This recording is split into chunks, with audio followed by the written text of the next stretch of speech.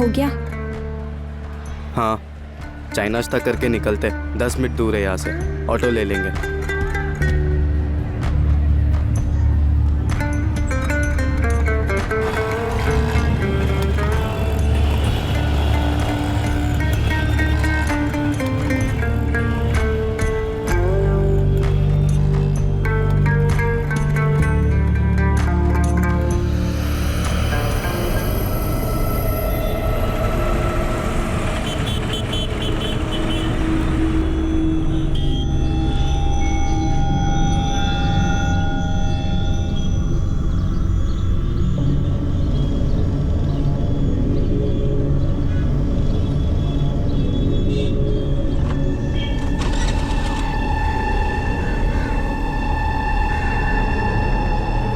Licence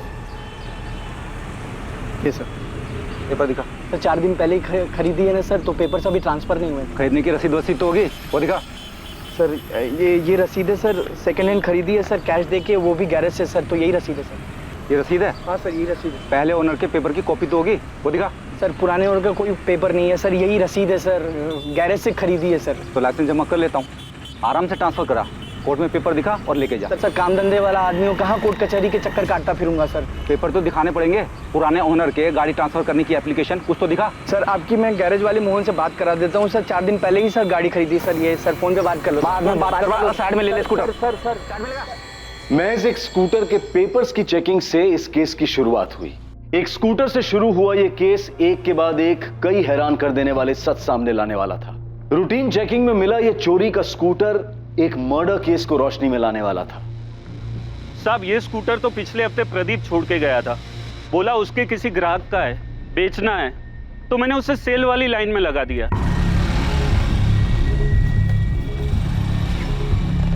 Mohan भाई, हाँ ये स्कूटर निकालना है मुझे, कोई कस्टमर हो तो बताओ ना। तू चाबी रख के जा, मैं चला के देखता हूँ, बाद में बताता हूँ कितने में जाएगा। प्रदीप कौन? पूरा नाम बता। प्रदीप गोरडिया। स्कूटर राजदीप भाई को बेचा है और पेपर तो प्रदीप ही ट्रांसफर करके देने वाला था। प्रदीप स्कूटर छोड़ के गया था, तो मुझे याद आया कि राजदीप भाई को भी स्कूटर चाहिए था, तो मैंने उन्हें फोन करके बुला लिया। साहब राजदीप भाई ने स्कूटर चला के देखा, उन्हें पसंद आया, उन्हें दाम भी सही लगा, तो उन्होंने कैश देके खरीद लिया। फोन नंबर दे प्रदीप गोरडिया का, उसने तुझे गाड़ी के असली ओनर के पेपर दिए? नहीं साहब, मैं आपको नंबर देता हूँ। सर इस प्रदीप गोरडिया की तो लंबी चौड़ी हिस्ट्री निकली। हरीश से पता करो स्कूटर का स्टेटस क्या है, ये स्कूटर भी तो चोरी का नहीं है। हरीश भाई, जीजे 10X5872 नंबर की कोई गाड़ी नहीं है, जाली नंबर है ये। लगाई था मुझे। चौहान भाई मैंने जो चेसिस नंबर दिया उसे चेक कराइए, ये प्रदीप गरोड़िया बाइक चोर है, पक्का स्कूटर चोरी का है। बिल्कुल सही कह रहे हैं आप, चेसिस के नंबर से रजिस्ट्रेशन निकाला मैंने। स्कूटर का ओरिजिनल नंबर है GJ 03R24398।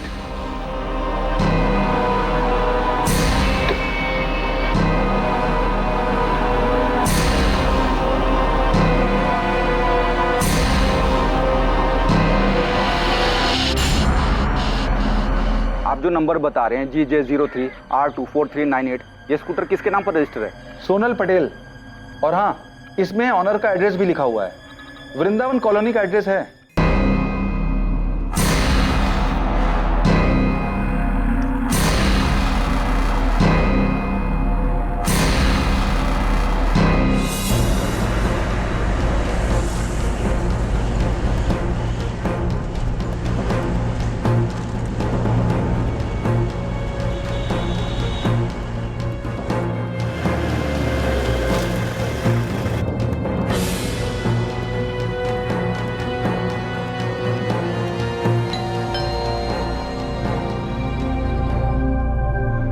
जी सोनल पटेल का घर यही है?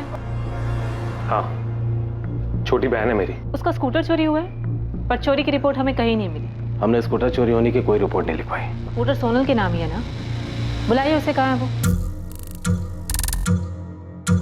घर पर नहीं है, वो घर छोड़कर भाग गए।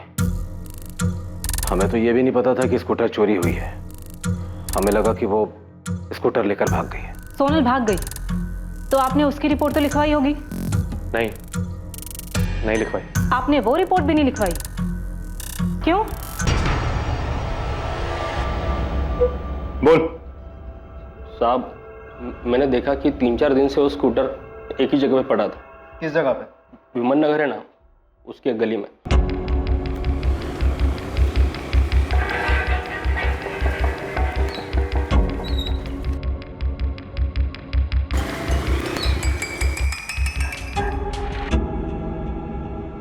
साहब 3 दिन बराबर से जाके चेक किया मैंने, स्कूटर वहीं पे खड़ा था। फिर मैं समझ गया कि ये सोसाइटी में किसी का नहीं है। फिर उठा लिया साहब और नंबर प्लेट चेंज करके बेच दिया मैंने। वो स्कूटर सोनल पटेल का है, 20 साल की लड़की है जो घर से भागी है।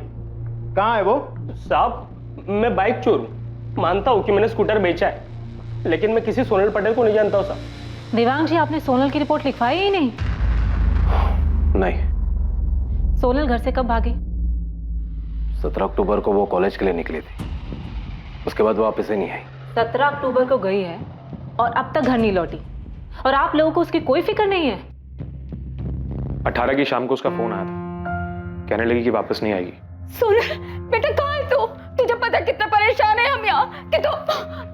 हेलो बेटा, तू कहाँ है? तू ठीक तो है ना? तू बता, मैं आता हूँ तुझे लेने के लिए। पापा मैं दिल्ली में हूँ और बहुत खुश हूँ। अब मैं वापस घर नहीं आऊंगी। क्या बेटा, तू ऐसा कैसे कर सकती है? इतनी सेल्फिश कैसे हो सकती है? मैं सेल्फिश नहीं हूँ, मैं बस अपनी जिंदगी अपनी पसंद से और अपनी खुशी से जीना चाहती हूँ। पापा देख बेटा, तू अभी सिर्फ 20 साल की है, तुझे समझ में नहीं आ रहा कि तू क्या कर रही है। बेटा यूं घर छोड़कर जाना जो है बेवकूफी है। तू वापस आ जा। मैं भी आपसे यही कह रही हूँ, मैं 20 साल की हो चुकी हूँ, अपना अच्छा बुरा समझ सकती हूँ पापा। और अब मैं तभी वापस आऊंगी जब मुझे ये यकीन हो जाएगा कि आप लोग मुझे मेरे फैसले के साथ एक्सेप्ट करोगे। तब तक के लिए प्लीज मुझे ढूंढने की कोशिश मत करना। मैं जहां भी हूँ बहुत खुश हूँ। प्लीज पापा। बेटा सोनल, हेलो हेलो।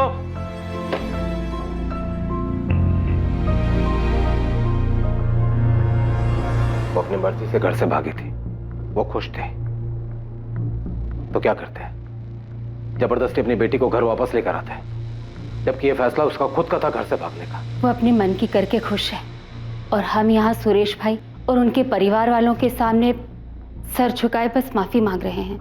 वे पिछले महीने 12 सितंबर को उसकी सगाई हुई थी अजय के साथ।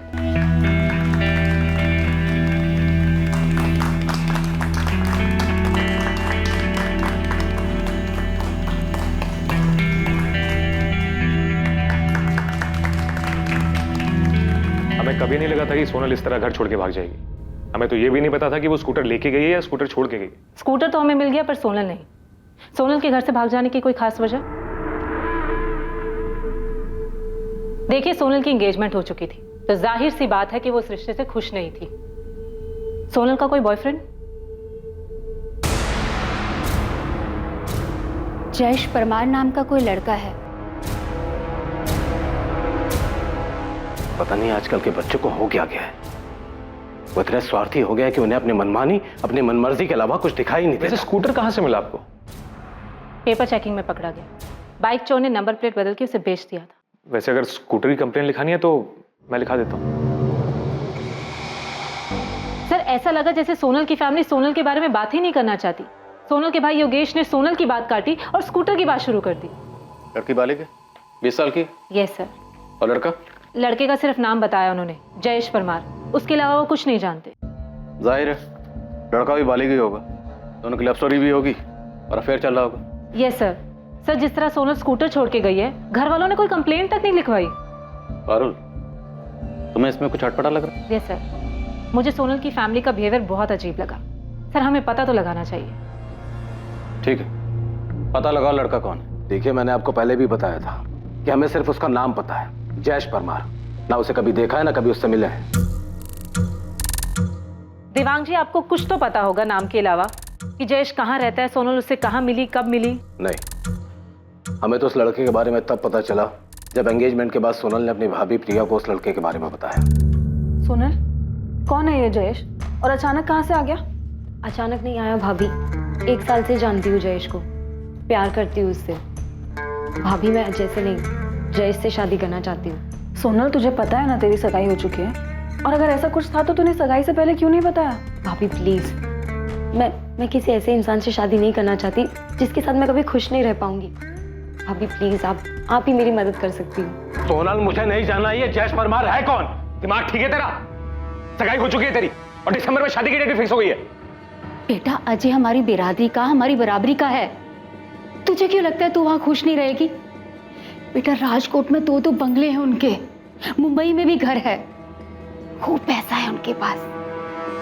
बहुत खुश रहेगी तू वहां बेटा। माँ, पापा एक बार सोनल की बात सुन क्यों नहीं लेते? रिया, मुझे कुछ नहीं सुनना। रिया, तुम्हें इसे समझाना चाहिए, उल्टा तुम होगी इसे बढ़ावा दे रही हो। भैया, पापा, अभी सगाई हुई है, शादी तो नहीं हुई है ना। आप प्लीज एक बार जयेश से मिल तो लो। मुझे किसी से नहीं मिलना। मैंने बहुत सोच समझकर अजय के साथ तुम्हारा रिश्ता तय किया है।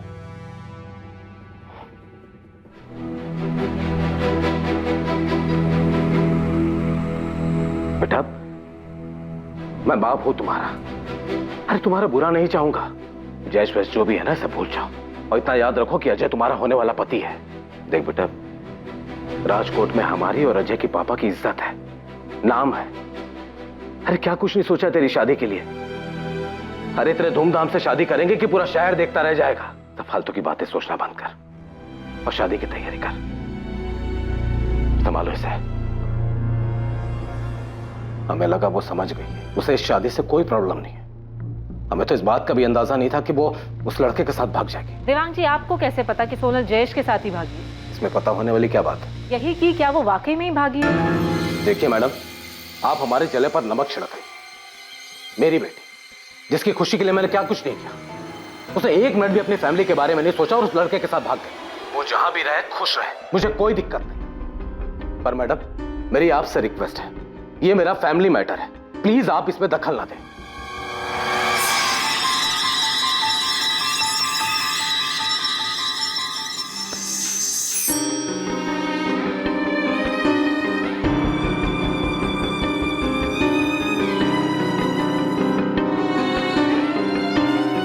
शरद, अभी मत जा, सेठ का मूड ठीक नहीं है। सर, कुछ तो गड़बड़ है। सोनल के पापा का बिहेवियर मुझे बहुत अजीब लगा। पारुल, मैं खबरियों को देवांग पटेल के पीछे लगाता हूँ। तुम सोनल की भाभी प्रिया से बात करो, पता करो कि उन्हें कैसे पता कि सोनल जयेश के साथ भागी है, और ये भी पता करो कि सोनल कौन से कॉलेज में पढ़ती है। ठीक है sir.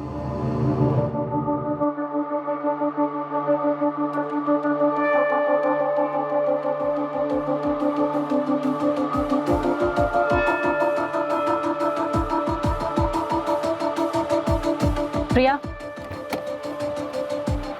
Assistant sub inspector Parul Sanghvi, मुझे सोनल के बारे में तुमसे कुछ बात करनी। हाँ मैम, सोनल जयेश के साथ ही भागी है। प्रिया, तुम्हारी पूरी फैमिली को कैसे पता कि सोनल जयेश के साथ ही भागी है, जबकि तुम्हारी फैमिली ये नहीं जानती कि जयेश कौन है, कहाँ से है? योगेश ने सोनल के कॉलेज के दोस्तों से बात की थी, शिल्पा और नताशा। तुम्हें सच में जयेश के बारे में कुछ नहीं पता? तुम्हारे पति या ससुर ने सोनल के साथ कुछ किया? नहीं मैम, मुझे नहीं पता। सोनल कौन से कॉलेज में पढ़ती है?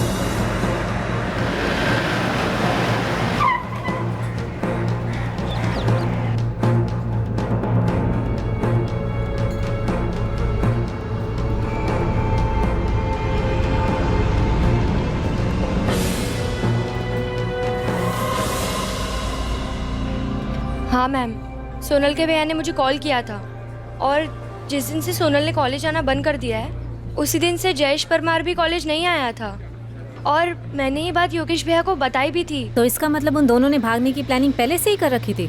वो तो पता नहीं मैम, लेकिन सोनल ने तो हमें ऐसा कुछ बताया नहीं था। ये जयेश कहाँ पे रहता है? मैम, ऐसे तो वो हॉस्टल में रहता है, लेकिन ओरिजिनली वो मोरबी से है। ये क्या बदतमीजी है? कौन हो तुम? शमशेर, पुलिस का आदमी, तुमसे बात करनी है। भाई, मैं देवांग सेठ के ऑफिस में सिर्फ असिस्टेंट अकाउंटेंट हूँ। उनके घर में क्या चल रहा है क्या नहीं, मुझे कुछ नहीं पता। घर के लोग तो ऑफिस में आते ही होंगे और आते जाते तुमने देखा ही होगा। देखो महेश भाई, अगर तुम्हें पता है और पुलिस को बाद में पता चला कि तुमने बताया नहीं है, ये तुम पे ही भारी पड़ने वाला है। अरे पर मैं सोनल के बारे में कुछ नहीं जानता। हाँ इतना बता सकता हूँ कि जिस दिन वो गायब हुई थी उस दिन ऑफिस में बहुत बड़ा हंगामा हुआ था। कैसा हंगामा? पैसों को लेकर। मतलब? उस दिन सेठ जी के कैबिन से 10 लाख रुपए गायब हुए थे। भिखा भाई, वो 10 लाख किधर है? आपके केबिन में, ड्रॉर में। किधर रखे दिखाओ।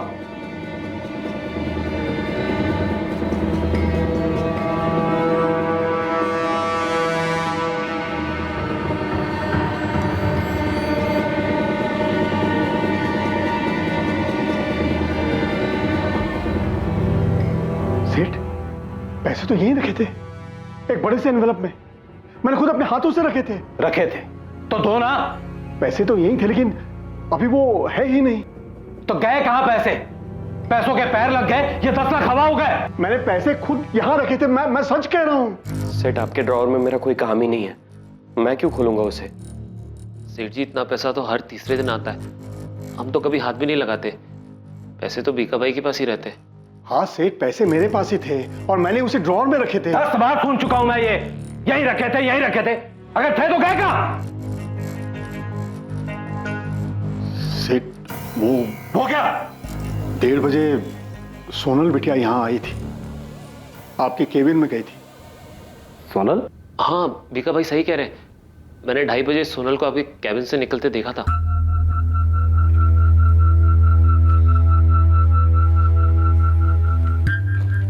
सोनल यहाँ क्यों आई थी?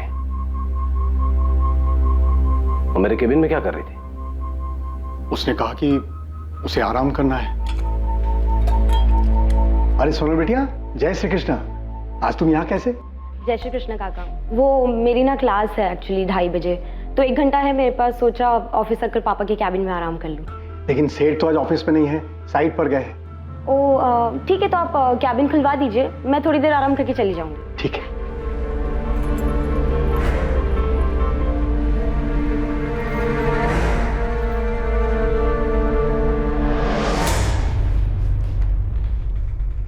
उसके लिए मैंने केबिन खोल दिया और फिर अपने काम में लग गया।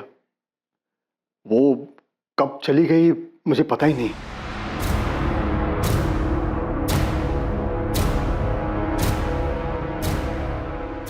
આપ જે નંબરનો સંપર્ક કરવા માંગો છો એ ઉપલબ્ધ નથી।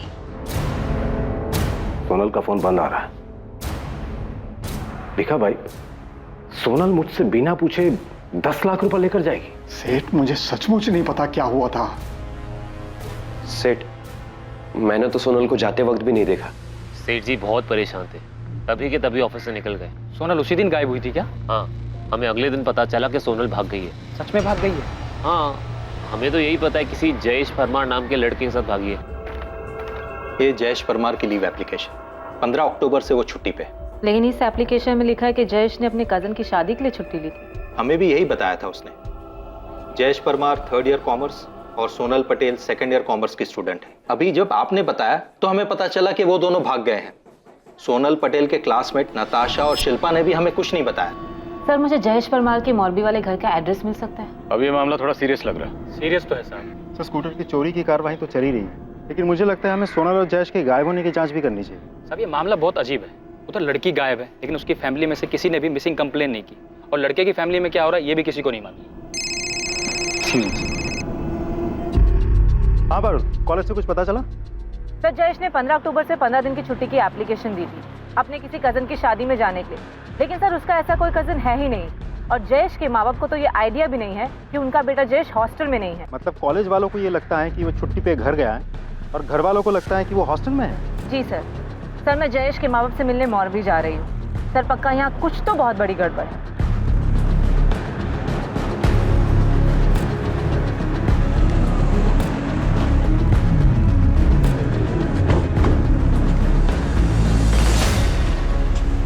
हमें तो पता ही नहीं कि जयेश ने कॉलेज से छुट्टी ली है। और कौन सा कजिन? वो 17 अक्टूबर से गायब है और आज 30 तारीख है।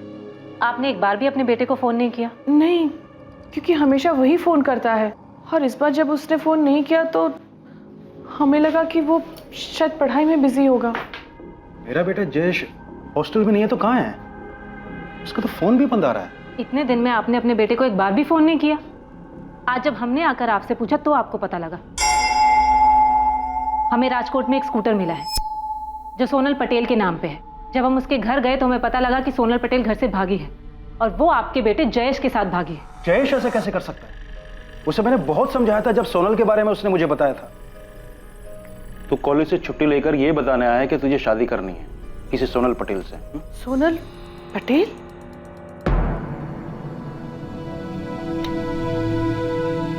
मुझे पता है ना तू क्या है। माँ, मैं सोनल से प्यार करता हूँ और सोनल भी मुझसे उतना ही प्यार करती है। मैं उससे शादी करना चाहता हूँ और वो भी मुझसे शादी करने के लिए तैयार है। ये शादी तुम्हारी वो सोशल मीडिया की फ्रेंड रिक्वेस्ट नहीं है कि किसी को भी भेज दो। उसके घर वाले तेरा नाम सुनेंगे ना तो सबसे पहले उसे 2 थप्पड़ जमाएंगे और तेरे पीछे लोग छोड़ेंगे 100 अलग। तेरे खबर छे तो शू करे छे? क्या उस लड़की ने अपने घर वालों से बात की है? क्या कहा उसके घर वालों ने? मना कर दिया। पर पापा, मुझे यकीन है कि अगर आप जाकर बात करेंगे और हाथ मांगेंगे तो... बेटा तुम फालतू के चक्करों में मत पड़। तुझे अपनी पढ़ाई पूरी करनी है, सीए बनना है तुझे। लेकिन पापा, मेरे पास इतना टाइम नहीं है। तब तक सोनल की शादी भी हो जाएगी और मुझे सिर्फ और सिर्फ सोनल से ही शादी करनी है और किसी से भी नहीं। उसके घर वालों ने उसकी सगाई करा दी है। सगाई हो चुकी है उसकी और तू बोल रहा है कि तुझे उससे शादी करनी है? ये क्या बचपना है जयेश? अपनी जगह देख। वो बड़े घर वाले पैसे वाले लोग होंगे। जयेश, हम लोग उनकी बराबरी नहीं कर सकते हैं। तो चुपचाप अपनी पढ़ाई पे ध्यान दे और अपना भविष्य बना।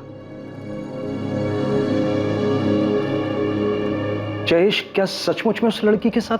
हमें ऐसा सोनल के परिवार वालों ने बताया। किसी वो मना करने के बाद भी उस लड़की के साथ भाग सकता है? मैडम, हम तो सिर्फ इतना जानते हैं कि वो लड़की बहुत बड़े घर से है। उस लड़की ने अपने घर वालों से जयेश को लेकर बात की लेकिन उन्होंने साफ मना कर दिया था। मूर्ख है वो। मैडम, हमारे लड़के को ढूंढ दो प्लीज। सोनल पटेल और जयेश परमार दोनों बालिग हैं, तो क्या 2 बालिग लोगों को कोई उनकी इच्छा से शादी करने से रोक सकता है, वो भी उनके भागने के बाद? लेकिन स्कूटर की चोरी की रिपोर्ट क्यों नहीं की गई? और फिर देवांग पटेल के ऑफिस में हुई 10 लाख की चोरी का खुलासा। क्या सोनल और जयेश के केस में और भी कई राज थे जिनका सामने आना अभी बाकी था? सोनल और जयेश का फोन 17 अक्टूबर की दोपहर यहाँ राजकोट में स्विच ऑफ हुआ है। सर, दोनों ने पहले से ही प्लान बनाया होगा कि एक साथ फोन स्विच ऑफ करेंगे।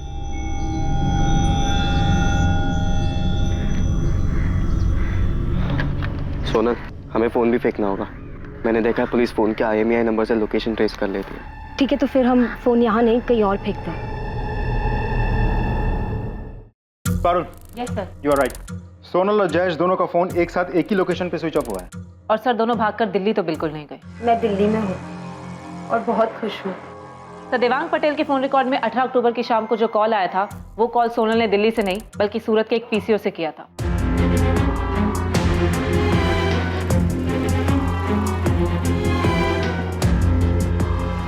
सोनल, अभी तुम अपने घर पे कॉल करो और बोलो कि हम दिल्ली में। ठीक है सर, उन्होंने जानबूझकर झूठ बोला होगा। उन्हें लगा होगा कि सोनल के पापा उनका पता लगा ले। लेकिन उसके पापा ने तो पता लगाया ही नहीं। सर, वो लोग पुलिस स्टेशन नहीं आए, इसका मतलब ये नहीं ना कि उन्होंने पता नहीं लगाया होगा। पता लगाने के और भी तो कई तरीके हो सकते हैं। देवांग पटेल के कॉल रिकॉर्ड्स कुछ मिला? नहीं सर, कुछ खास। सर, जयेश के फोन रिकॉर्ड से एक नंबर मिला। उससे लगभग हर रोज बात होती थी उसकी। मैंने नंबर ट्राई किया, रिंग जा रही है लेकिन कोई उठा नहीं रहा है। मैंने मैसेज छोड़ा है सर। एक बात बताओ, हम इस केस में सिर्फ इसलिए क्राइम ढूंढ रहे हैं क्योंकि एक स्कूटर लवारिस पड़ा हुआ मिला। सर, जयेश के माँ बाप ने मोरबी में जयेश की मिसिंग कंप्लेंट दर्ज करवा दी। पारुल, तो मैं शुरू से इस केस में गड़बड़ लग रही है ना? यस सर, अब तो मुझे और भी यकीन हो गया कि कुछ तो गड़बड़ है। सर, लड़की की फैमिली लड़के के अगेंस्ट थी। लड़की की सगाई होती है, उसके बाद वो घर से भाग जाती है और उस लड़के के साथ जो किसी भी मायने में उसकी बराबरी का नहीं है। सर, अगर क्राइम नहीं भी हुआ है तो भी हमें पता तो करवाना ही चाहिए कि सोनल और जयेश सेफ हैं या नहीं।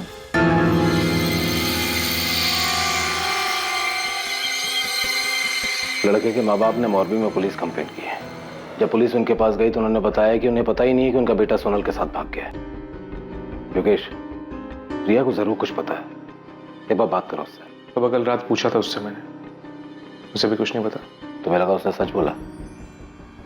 उसने तुम्हें बताया कि पुलिस ने उससे पूछताछ की थी?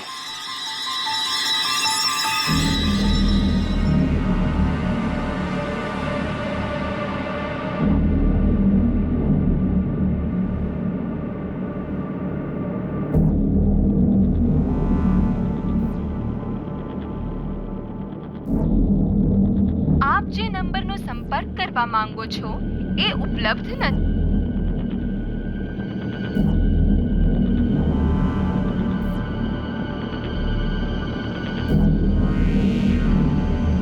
आप बिल्कुल सही कह रहे हैं।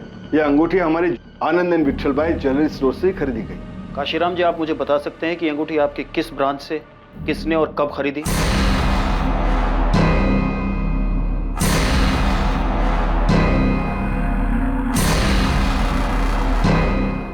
ये आप हमसे किस तरह के उल्टे सीधे सवाल पूछ रहे हैं? हमने जयेश के साथ शादी करने से मना किया तो बिना बताए घर से भाग गई। सोनल 20 साल की बालिग है, हम क्या करते हैं? ये लाइन बोलकर लोग अक्सर पुलिस पे इल्जाम लगाते हैं। ये पुलिस कह रही है कि लड़की बालिग है इसलिए हमने कार्रवाई नहीं की, लेकिन यहाँ तो मामला उल्टा है। आप खुद ही कह रहे हैं कि आपकी बेटी बालिग है इसलिए आपने कुछ नहीं किया। मैंने बताया ना आपको कि सोनल ने हमें फोन करके कहा कि हमारी जिंदगी में दखल ना दे। सर वो बोल रही है कि वो दिल्ली में, आप लोग बोल रहे हैं कि कॉल रिकॉर्ड से पता चला कि उसने फोन सूरत से किया। हम लोग नॉर्मल लोग हैं सर, हमें कैसे पता चलेगा वो सच बोल रही है झूठ? आप लोग कभी इसकी फिक्र नहीं होती? आपकी बहन आपकी बेटी कहाँ है, कैसी है? ठीक ही होगी, 10 लाख लेकर भागी है। वैसे ये बात तो आपको ही पता चली, पर ये बात आप लोगों ने हमें नहीं बताई। जो भी है, बेटी मेरी, पैसा मेरा, फैसला उसका। वो फैसला जिसमें मेरा कोई योगदान नहीं है, ना अच्छा ना बुरा। वैसे मैं समझ सकता हूं क्या पूछना क्या चाहते हैं। अगर आप उसे ढूंढ लाते हैं ना तो ले आइए, मुझे कोई दिक्कत नहीं। वैसे भी उसने जयेश परमार के साथ शादी कर ली, अजय के साथ तो उसका रिश्ता हो नहीं सकता, पर इसके बाद भी मैं उसे आशीर्वाद ही दूंगा। हमारे पास जयेश परमार की मिसिंग कंप्लेंट आई और आपकी बेटी जयेश परमार के साथ भागी। तो देवांग पटेल और योगेश, मैं आप लोगों से सीधा सीधा सवाल पूछता हूँ, सोनल और जयेश जहां भी हैं सुरक्षित हैं, सेफ? ये हमें कैसे पता होगा? मैंने बताया ना कि सोनल ने फोन करके कहा कि वो जयेश परमार के साथ शादी कर रही है, हम उसकी जिंदगी में दखल ना दे, बस।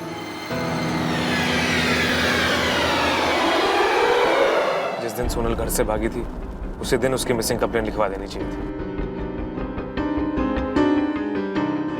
शरद, तुझे अगर कुछ भी पता है तो बता दे। क्या बता दूं मैं? और आप ऐसा क्यों पूछ रहे भिका भाई? क्योंकि तेरा चेहरा कुछ और ही बता रहा है। एक बात याद रखो, सेठ ने हमारे लिए बहुत कुछ किया है। तो आप कहना क्या चाहते हैं? यही कि मैं देख रहा हूँ कुछ दिनों से तू बड़ा परेशान सा है। 10 लाख की चोरी के बाद पुलिस को किसने बताई? जिसने भी बताया हो, मैंने नहीं बताया। मैंने भी नहीं बताया भिका भाई। तुम दोनों ने नहीं बताया, और मैं तब तक नहीं बताऊंगा जब तक सेठ नहीं कहते। तो फिर ये बात उन्हें पता कैसे चली? किसने बताया?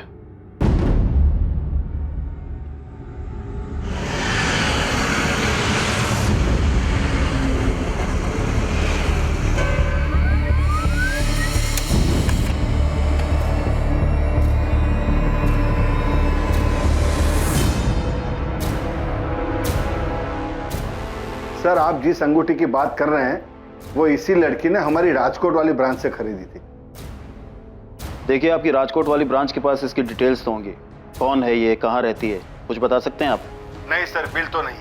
वो लड़की ने कैश पेमेंट की थी। हमारे राजकोट ब्रांच के जो हेड है उन्होंने बताया कि इस लड़की ने 16 अक्टूबर को ये अंगूठी खरीदी थी। और हाँ सर, एक नहीं 2 अंगूठियां खरीदी थी।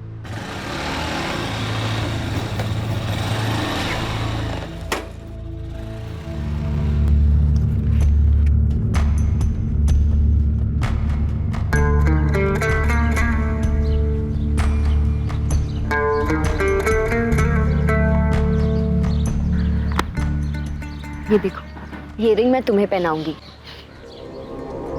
और ये वाली तुम मुझे, फिर हमारी सगाई हो जाएगी। सोनल, इसकी जरूरत नहीं थी। मेरा मतलब है अभी हमें सेटल होना है, तो हमें पैसों की जरूरत है, और वो भी बहुत सारे पैसों की।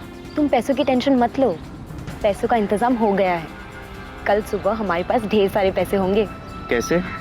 मतलब कहाँ से आएंगे? छत पर फाड़ के। भगवान भी चाहता है कि हम साथ में रहें, इसीलिए उन्होंने आज सुबह ही इशारा दे दिया है कि पैसे कहाँ से आएंगे।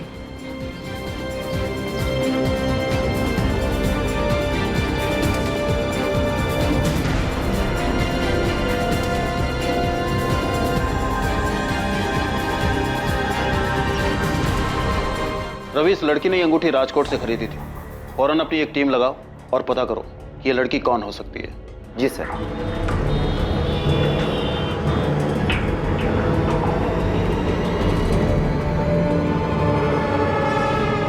हेलो दोस्त, मैं तुझे कब से फोन कर रहा हूँ, मैसेज भी छोड़ा था, तूने कॉल बैक भी नहीं किया मुझे। पहले ये बता तू कौन है? राजकोट से सब इंस्पेक्टर रुपेश भगत बोल रहा हूँ। हाँ जी बताइए, क्यों फ़ोन कर रहे थे आप? जयेश परमार को जानता है ना तू? तेरी तो फोन पे अच्छी खासी बातचीत हुई थी उससे। हाँ तो आपसे मतलब ये कि जयेश परमार कहाँ है? अपने घर पे होगा मोरबी में, या राजकोट में होगा हॉस्टल में, और मैं यहाँ अहमदाबाद में रहता हूँ, यहाँ नौकरी करता हूँ। मुझे कैसे पता होगा कि वो कहाँ है? गायब है वो, सोनल पटेल के साथ भागा है। तू जानता है ना सोनल पटेल को? क्या भाग गया? नहीं, मुझे नहीं पता कि सोनल कौन है। जयेश मेरे बचपन का दोस्त है, एक ही मोहल्ले में रहते हैं हम लोग मोरबी में, एक ही साथ स्कूल पढ़े, लेकिन उसने मुझे कभी इस बारे में कुछ नहीं बताया। मुझे तो अंकल आंटी की फिक्र हो रही है, मैं अभी उनसे बात करता हूँ। तेरी इतनी हिम्मत कि हमसे आकर पूछेगा कि तेरे बेटा कहाँ है? हाँ बिल्कुल पूछेंगे, वो आपकी बेटी है जिसके साथ जयेश भागा है, छोड़ेंगे नहीं हम आपको। अरे केस तो हमें करना चाहिए तुम्हारे खिलाफ, क्योंकि तुम्हारे बेटे ने हमारी सोनल को बहकाया है, फंसा है अपने जाल में। अरे तो किया क्यों नहीं केस? अरे आप लोगों ने तो जानबूझ के रिपोर्ट तक नहीं दर्ज करवाई। पड़े होंगे आप अपने घर में, हमें हमारा बेटा वापस चाहिए। अगर मेरे बेटे के साथ कुछ भी होगा ना, तो एक बात याद रखना, मैं भी चुप नहीं बैठूंगा। दिमाग सेठ, चल निकल यहाँ से। ये धमकी जाकर किसी और को देना, यहाँ पर नहीं। हमने सोनल को समझाया था कि दूर रहे तुम्हारे बेटे से, पर तुम्हारे बेटे को तो लालच आ गया था। इतनी अच्छी अमीर लड़की जो मिल गई, इसीलिए उसे फंसा लिया और भगा के ले गया। आप लोगों को सब पता था कि वो लोग कहाँ हैं, सब जानते थे आप, लेकिन आप लोगों ने सिर्फ हमें नहीं बताया। अगर हम चुप है तो इसका मतलब ये नहीं कि कोई भी आएगा और मुंह उठाकर हमसे सवाल करेगा। एक बार सोनल और तुम्हारे बेटे को मिलने दो, फिर देखना क्या करते हैं उनके साथ हम। अगर मेरा बेटा नहीं मिला या उसे कुछ भी हुआ तो छोड़ूंगा नहीं तुम दोनों को, जीना मुश्किल कर दूंगा। चल निकाल अब यहाँ से, निकाल।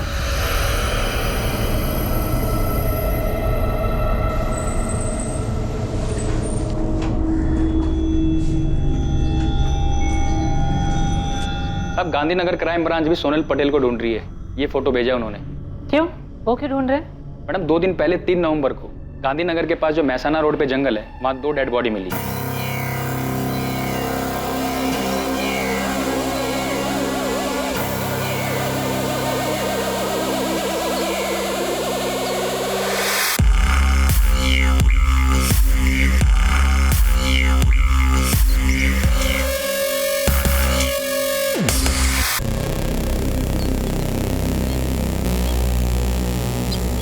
बोला तुम्हारे पास दोनों बॉडीज हैं? हाँ रघुवंशी, दोनों बॉडीज हैं। हम तो कल इनका अंतिम संस्कार करने वाले थे, वो तो लड़की की पहचान हो गई इसलिए रुक गए। लड़की का तो पता चल गया है कि वो सोनल पटेल है, मगर लड़के का अभी कुछ अता पता नहीं है। लड़का जयेश परमार होगा। 17 अक्टूबर को दोनों राजकोट से अपने अपने घर से भागे थे। हम पता करने की कोशिश कर रहे थे कि दोनों सेफ हैं या नहीं। ट्रैफिक पुलिस ने चोरी का एक स्कूटर पकड़ा था, उसी से केस सामने आया। रघुवंशी, हमें दोनों बॉडीज की पहचान करनी चाहिए, लेकिन दोनों बॉडी बुरी तरह जल चुकी है, इसलिए डीएनए टेस्ट से कंफर्म करना होगा। फिर भी मुझे लगता है कि दोनों की फैमिलीज को बुला के बॉडीज आइडेंटिफाई करवानी चाहिए। 17 अक्टूबर को सोनल पटेल और जयेश परमार अपनी एक अलग दुनिया बसाने का सपना लेकर राजकोट से निकलते हैं, पर 3 नवंबर को घर से भागने के लगभग 2 हफ्ते बाद गांधीनगर के पास सोनल पटेल और जयेश परमार की जली हुई लाशें मिलती हैं। उस वक्त दिवाली का त्योहार था और हर तरफ जश्न का माहौल था। ये दोनों बॉडीज की पोस्टमार्टम रिपोर्ट है। प्लीज। दोनों को गला घोट के मारा गया, उसके बाद लाशों को जला दिया गया। सर, दोनों की बॉडी पर कुछ नहीं मिला सिवाय सोनल की अंगूठी के? नहीं, कुछ नहीं मिला, पर फाइनली इस अंगूठी ने हमें सोनल तक पहुंचा दिया। कातिल ने जानबूझ के दोनों की बॉडीज पर कुछ नहीं छोड़ा होगा। ये अंगूठी भी गलती से उससे छूट गई होगी।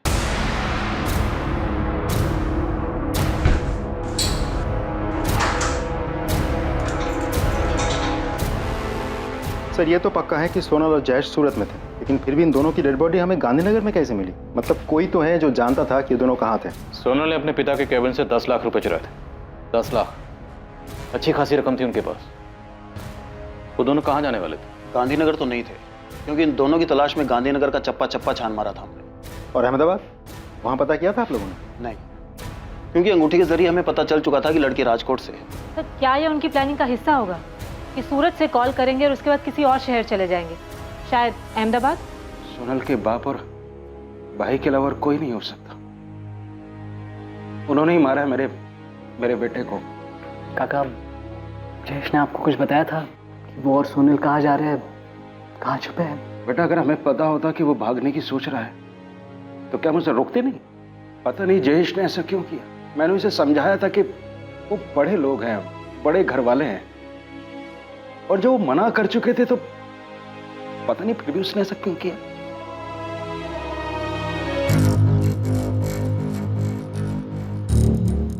क्या है?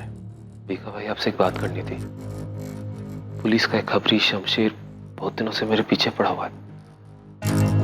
अच्छा, तो ही था जिसने 10 लाख की चोरी वाली बात उन्हें बताई है। बीका भाई मैं क्या करता, मुझे बताना पड़ा। और क्या क्या बताया? नहीं और कुछ नहीं बताया, पर मुझसे बार बार पूछ रहा था सेठ जी के घर में क्या चल रहा है। सेठ जी और उनके परिवार वाले वैसे ही बहुत दुखी हैं, उन्हें और दुख नहीं पहुंचना चाहिए, इसलिए अपना मुंह बंद रखना सीख।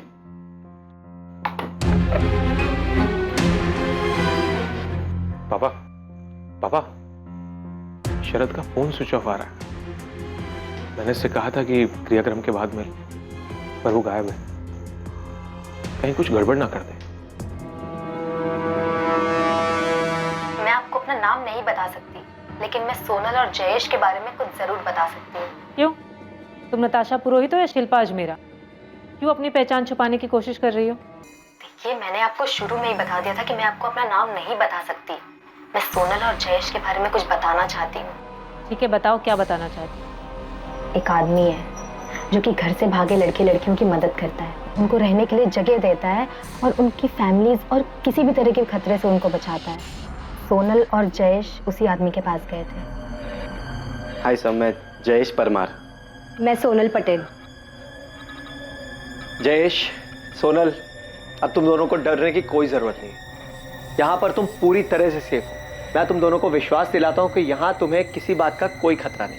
पहेलियों में बातें मत करो, साफ साफ बोलो कि क्या बोलना है। मेरे लिए तुम्हारे बारे में इंफॉर्मेशन निकालना कोई मुश्किल काम नहीं है, और अगर मुझे ऐसा करना पड़ा तो तुम जरूर मुश्किल में आ जाओगी। मैं आपकी मदद कर रही हूँ और आप मुझे ही धमकी दे रही हैं। अगर मैंने सोनल और जयेश की फोटो अखबार में ना देखी होती तो मैं आपको कभी फोन नहीं करती। जिस आदमी ने उनको सहारा दिया, उनकी मदद की, उसका नाम है शेखर भाटिया। और जिस घर में वो भागे हुए कपल्स को रखता था वो घर अहमदाबाद में है। उसने सोनल और जयेश को भी वहीं पे रखा था।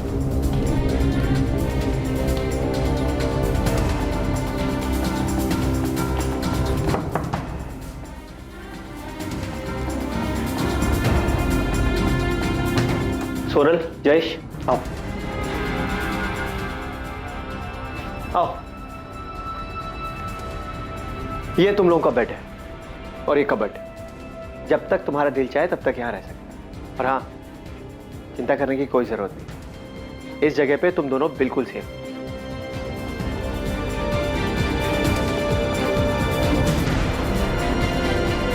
सोनल और जयेश को किसने मारा? पता नहीं। हाँ, पर वहाँ एक और कपल था, अमित दवे और भावना राठौड़।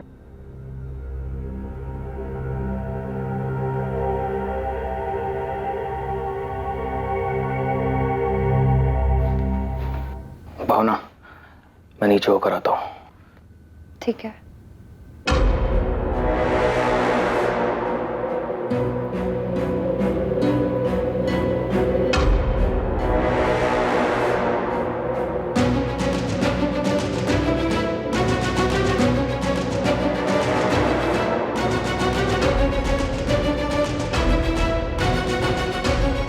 अमित दवे के दिमाग में काफी कुछ चल रहा था। मुझे ऐसा लगता है ना कि वो सोनल और जयेश को मारने की प्लानिंग कर रहा था। तो मुझे अमित दवे और भावना राठौर की कुछ और डिटेल्स दे सकती हो? अगर होती तो जरूर देती, लेकिन मैं उनको ज्यादा नहीं जानती थी। मैं उनसे शेखर भाटिया के घर में मिली थी, जैसे सोनल और जयेश से मिली थी। तो मुझे लगा आपको ये बात बता देनी चाहिए, इसीलिए मैंने आपको फोन किया।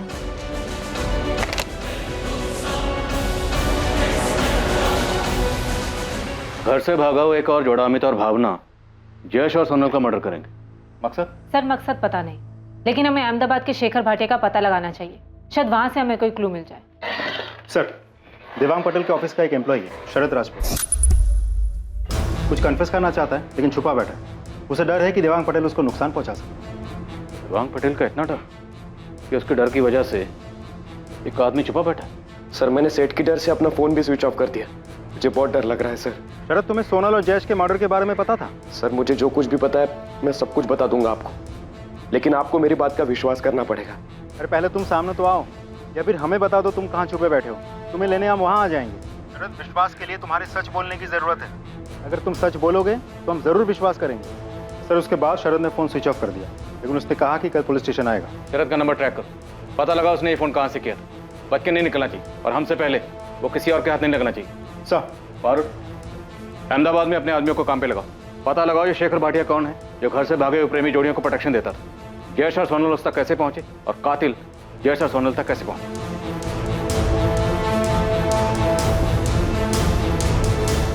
पर नताशा, तूने ये ये सब बात पहले क्यों नहीं बताई? मुझे थोड़ी पता था उनका इस तरह से मर्डर हो जाएगा। नहीं पता था यार मुझे। सर, मुझे जिस लड़की का फोन आया था जो अपनी पहचान छुपा रही थी, उसने वो कॉल अहमदाबाद के किसी पीसीओ से किया था।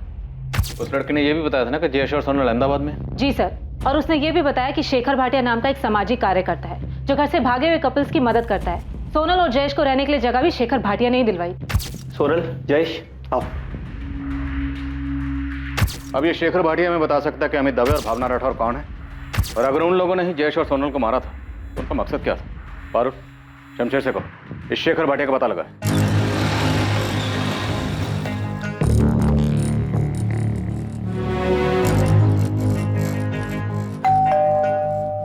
सेठ, मुझे पता चला है कि शरद ने पुलिस को फोन किया था। वो उन्हें कुछ बताने वाला है। भीखा भाई, ये शरद का सोनल के भागने से कुछ लेना देना है क्या?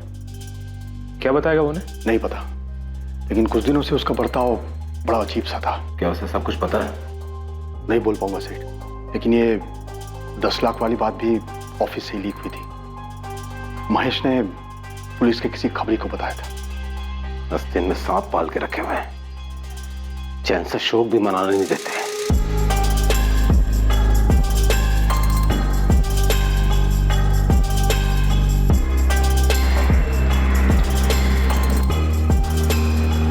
सर, मैं शरद राजपूत। डरो मत, अब तुम सेफ हो।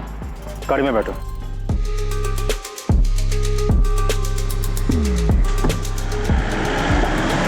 शेखर भाटिया? हाँ, फोटो फोन नंबर कुछ नहीं है, बस इतना जानते हैं कि अहमदाबाद में कहीं रहता है, जो घर से भागे हुए कपल्स की मदद करता है जो अलग बिरादरी में शादी करना चाहते हैं। आप मुझे 24 घंटे का टाइम दो, इसकी कुंडली आपके सामने रख दूंगा। ये जयेश का दोस्त भरत राणा, इससे बात करो, अहमदाबाद में ही रहता है। ये दोनों सोनल और जयेश भी शेखर भाटिया के पास अहमदाबाद ही गए थे। किसी ने तो शेखर भाटिया के बारे में इनको बताया होगा।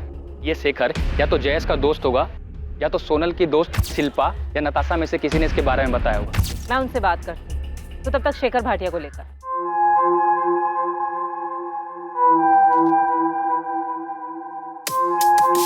सोनल पटेल और जयेश परमार को अंदाजा भी नहीं था कि उनके घर से भागने के प्लान के अलावा एक और प्लान बना था जिसका उन्हें सामना करना था। वो प्लान, वो साजिश थी उनकी हत्या की। ये जाहिर था कि कोई उनकी मदद कर रहा था, लेकिन ये भी जाहिर था कि कोई उन्हें मारना चाहता था।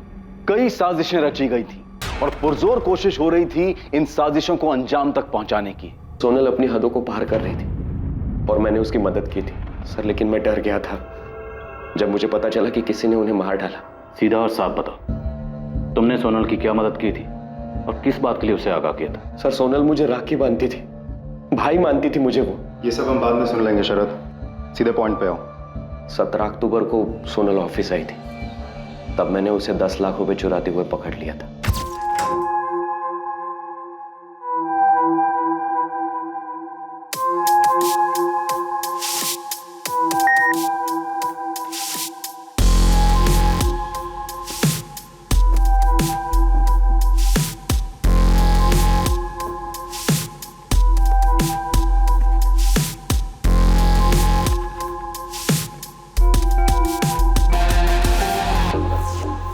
तुम यहाँ? और सेठ जी, तुम्हारे पापा कहाँ हैं? भैया वो। और ये क्या कर रही हो तुम? भैया, भैया प्लीज मेरी मदद कीजिए। किस चीज में? चोरी करने में? प्लीज, ये मेरी मजबूरी है। मैं अजय से शादी नहीं करना चाहती। क्या? क्यों? क्यों नहीं करना चाहती? मैं जयेश से प्यार करती हूँ। जयेश परमार मेरे कॉलेज में है, हम दोनों एक दूसरे से बहुत प्यार करते हैं, हम शादी करना चाहते हैं। उसी के लिए मुझे ये पैसे चाहिए भैया। प्लीज प्लीज मेरी मदद कीजिए, ये मेरी जिंदगी और खुशी का सवाल है। भैया मैं आपको राखी बांधती हूँ, आप बड़े भाई है मेरे, आप अपनी बहन के लिए इतना नहीं करेंगे? मैं उसके हालात समझ सकता था। अपने पापा के खिलाफ जाने के बाद सोनल के पास भागने के अलावा दूसरा रास्ता भी नहीं था, वरना वो उसे मार देते। ये तो मैं पक्का नहीं कह सकता सर, लेकिन सोनल ने मुझे बताया कि जयेश के बारे में उसने जब घर में बताया तब देवांग सेठ और सभी घर वालों ने जयेश के लिए मना कर दिया था। घर से भागने में तुमने सोनल की मदद की थी? मैंने बस इतनी मदद की कि मैंने किसी को नहीं बताया कि वो कब और कैसे भागने वाली, और उसी ने 10 लाख रुपए चुराए। मैंने सोनल से कहा था कि पहले मैं जयेश से मिलूंगा, और जब मुझे जयेश पर यकीन आ जाएगा तभी मैं उसे 10 लाख रुपए लेकर जयेश के साथ भागने दूंगा। भैया मैं सोनल को हमेशा खुश रखूंगा। जयेश, तुम्हारे घर वालों को तुम्हारी इस प्लानिंग के बारे में पता है? नहीं, मैंने अभी तक किसी को कुछ नहीं बताया। जा कहाँ रहे हो तुम लोग? भैया हम पहले यहाँ से सूरत जा रहे हैं और फिर उसके बाद फिर मैं वहाँ से पापा को फ़ोन करूँगी और ये बताऊँगी कि हम दिल्ली में हैं, ताकि वो हमें ढूंढ नहीं पाए। पर तुम लोग सूरत क्या करने जा रहे हो? हमारा एक प्लान बना है सूरत में, वहाँ पर बात हुई है किसी से। देखो मैं समझ सकता हूँ, तुम जो चाहते हो इसमें कुछ गलत नहीं है, और तुम दोनों बालिग हो तो इसलिए तुम्हें कोई रोक भी नहीं सकता। हाँ, लेकिन अगर तुम लोग किसी प्रॉब्लम या मुसीबत में फंस जाओ तो फौरन वहां से निकल जाना। और सोनल, तुम मुझे कभी भी फोन कर सकती हो। हाँ, थैंक यू भैया। फिर वो चले गए। प्लान के मुताबिक सोनल ने सेठ को बताया कि वो दिल्ली में। अहमदाबाद के बारे में तो मुझे आइडिया भी नहीं था सर। उनके जाने के बाद उन्होंने मुझे कभी फोन नहीं किया। सर, मेरे अलावा कोई और भी है जो उनकी मदद कर रहा था, और उसी से ये अहमदाबाद वाली बात बाहर निकली होगी, जिसके बाद दोनों मारे गए। तुम्हें पता है सोनल के पापा और भाई ने उन दोनों को मारा है, तो आधी कहानी बताने का कोई मतलब नहीं बनता शरद। कैसे मारा? सर कैसे, ये तो मुझे नहीं पता, लेकिन मुझे भी लगता है कि उन्होंने ही मारा होगा। सर, स्कूटर के चक्कर में आपने उन्हें बताया कि वो दिल्ली में नहीं सूरत में है। असल में आप लोगों ने जयेश और सोनल की जान खतरे में डाल दी। सर, सोनल के पापा बहुत बड़े आदमी हैं, उन्होंने ही दोनों को मार डाला, तो मुझे भी मार डालेंगे। सर प्लीज प्लीज मुझे बचाइए। हमने सोनल के घर वालों को बताया कि वो दिल्ली में नहीं सूरत में। इसी से देवांग पटेल और योगेश ने उनका पता लगाया और उन दोनों को मार डाला। सर हमने तो सिर्फ इतना बताया था कि फोन सूरत से आया था। अब वो दोनों अहमदाबाद में किसी शेखर भाटिया के वहाँ छुपे बैठे, ये तो हमें भी नहीं पता था। और सर वैसे भी अगर देवांग पटेल को सोनल को मरवाना ही था तो उसे कॉल रिकॉर्ड चेक करके भी पता चल सकता था। कॉल रिकॉर्ड्स निकलवाने में वक्त लगता, तब तक सोनल और जयेश को बचने का मौका मिल जाता। नहीं सर, मुझे नहीं लगता। हमने सूरत कहा था, अहमदाबाद के बारे में कैसे पता चला? सर, मेरी सोनल की फ्रेंड नताशा से बात हुई। उसने बताया कि सोनल के भाई योगेश ने उसे डरा धमकाकर ये उगलवा लिया कि सोनल और जयेश अहमदाबाद में छिपे थे। और योगेश ने ये तब पूछा जब हमने उन्हें बताया कि सोनल ने फोन दिल्ली से नहीं बल्कि सूरत से किया था। सोनल और योगेश हमारी वजह से मारे गए। नताशा, क्या सोनल के भाई और पापा ने किसी को भेजा था उनका मर्डर करने के लिए? पता नहीं सर, लेकिन जब पता चला कि सोनल ने फोन दिल्ली नहीं बल्कि सूरत से किया था तो योगेश भैया कॉलेज आए थे मुझसे बात करने, और वो बहुत दबाव डालने लगे मुझ पे। नताशा को इस सब के बारे में बिल्कुल भी नहीं पता था कि सोनल और जयेश के साथ ऐसा भी कुछ हो जाएगा। नताशा, हम उन्हें कुछ नहीं करेंगे, तुम सिर्फ इतना बताओ कि सोनल है कहाँ। देखो, सोनल स्मार्ट है पर इतनी नहीं कि अकेले ही सब कुछ करा। कौन हेल्प कर रहा है उनकी? देखो, अगर सोनल को कुछ भी हुआ ना तो तुम भी प्रॉब्लम में आ जाओगी, इसलिए बताओ कहाँ है वो? वो अहमदाबाद में है। अहमदाबाद में कहाँ है? नहीं पता भैया, पर इतना ही बताया था कि उन्हें अहमदाबाद में छुपने के लिए एक सेफ जगह मिल गई है। हाँ यार, मैंने सब कुछ सोच लिया है। पर तुम दोनों जाओगे कहाँ और रहोगे कहाँ? अहमदाबाद में। अहमदाबाद में कहाँ? है एक जगह जयेश ने ढूंढी है। पर सोनल, उसके बाद का क्या? कब तक भागते रहोगे तुम दोनों ऐसे? इतने पैसे तो लेकर जाएंगे ही कि कुछ दिन और कुछ महीनों तक चुपके रह सके। और इतने पैसे आएंगे कहाँ से? पापा के ऑफिस से। अरे नहीं नहीं नहीं, वो 10 लाख को रख लो, नहीं तो पता चला एक साथ पेमेंट लेने के चक्कर में ये 10 बीघ है और महीनों तक चक्कर काटते रहेंगे हम। और सुनो, आज और कल जो है मैं वो साइट पे रहूंगा, तो ये पैसे जो है वो केबिन में रखवा देना, ठीक है? कल 17 अक्टूबर है। मैं पापा के ऑफिस से 10 लाख उठाऊंगी, उसके बाद मैं और जयेश यहाँ से दूर भाग जाएंगे और शादी करके अपना घर बनाएंगे। मुझे बहुत गिल्ट फील हो रहा है। मेरी वजह से योगेश भैया को पता चला कि वो दोनों अहमदाबाद में हैं। क्या तुम्हारे अलावा भी किसी को पता था कि वो दोनों अहमदाबाद में? नताशा, इस पूरी प्लानिंग में कोई और भी था उनके साथ? मुझे नहीं पता मैम, मुझे तो बस उतना ही पता है जितना सोनल ने मुझे बताया था। साहब, आप देवांग और उसके बेटे को खाली उठाना मत, उनको खूब तोड़ना, खूब मारना उनको। उन्होंने मेरे बेटे को मारा है। अगर उन्हें सजा देनी ही थी तो अपनी बेटी को देते, हमारे बेटे को क्यों मारा? उदय जी, दामिनी जी, अभी हमारे पास कोई ठोस सबूत नहीं है कि देवांग भाई और उनके बेटे ने ही सोनल और जयेश को मारा है। हम पूछताछ कर रहे हैं। अभी हमें सिर्फ इतना पता चला है कि सोनल और जयेश अहमदाबाद में कहाँ रहते थे। हम हर एक पहलू पे नजर रखे हुए हैं। जयेश को इंसाफ मिलेगा, सोनल को भी। सर, मुझे लगता है मुझसे बहुत बड़ी गलती हो गई। आप सही कह रहे थे, दोनों बालिग अपनी जिंदगी जीना चाहते हैं, जीने दो। मैंने फिजूल में इस केस को खोला। पारुल, अब ये सोचने का कोई फायदा नहीं कि हमें क्या करना चाहिए था, क्या नहीं। हम सिर्फ इतना पता करना चाहते थे कि जयेश और सोनल सेफ हैं या नहीं, और शायद हमारी इसी कोशिश ने उन्हें खतरे में डाल दिया और कातिल उन तक पहुंच गया। सर, हमें किसी भी हाल में दोनों को न्याय दिलवाना चाहिए। जयेश के दोस्त भरत राणा को उठा लो, उसके बाद शेखर भाटिया को, उसके बाद अमित दवे और भावना राठौर को। हमें असली कातिल तक पहुंचना है, और उन सब लोगों तक भी पहुंचना है जिन्होंने किसी भी तरह से सोनल और जयेश का कत्ल करने में कातिल की मदद की।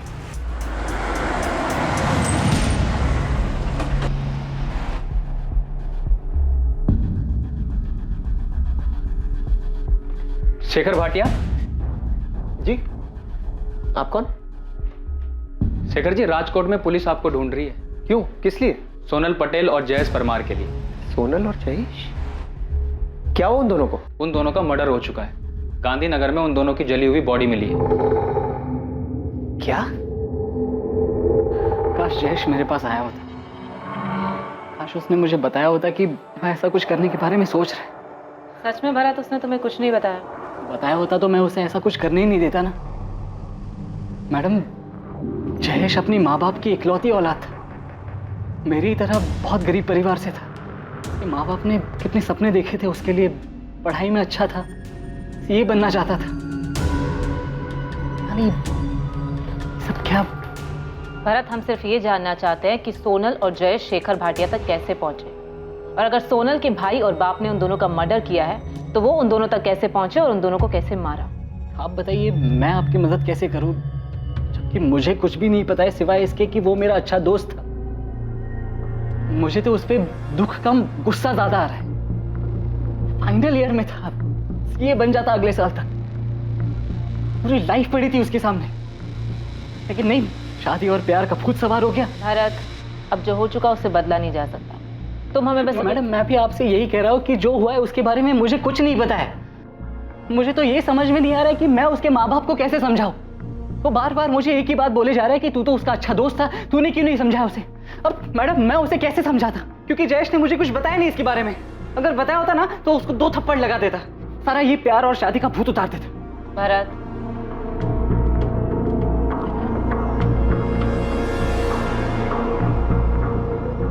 सॉरी मैडम, सॉरी मैडम, मुझे इसके बारे में और कुछ नहीं पता है।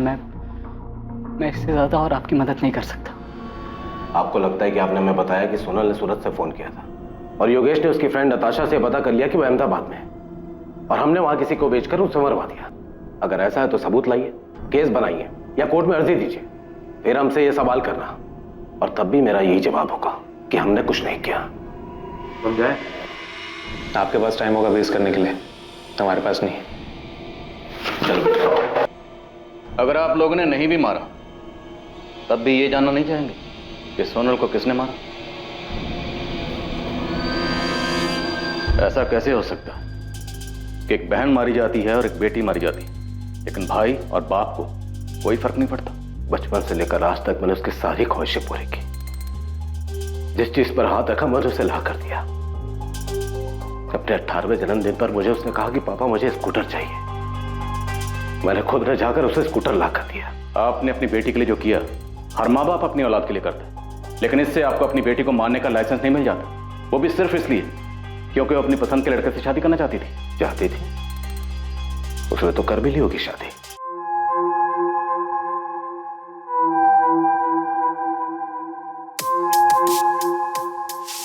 हम उसे सिर्फ इसलिए ढूंढ रहे थे ताकि उसे ये बोल सकें कि उसने जो कुछ किया है ठीक है। अब उसे हमसे ऐसे भागने की या छिपने की कोई जरूरत नहीं। और आप लोगों को लगता है कि मैं आप लोगों की इन बातों पे यकीन कर रहा हूं, क्योंकि इसके अलावा आपके पास और कोई चॉइस नहीं है। वरना साबित करो कि सोनल और जयेश को हमने मारा है।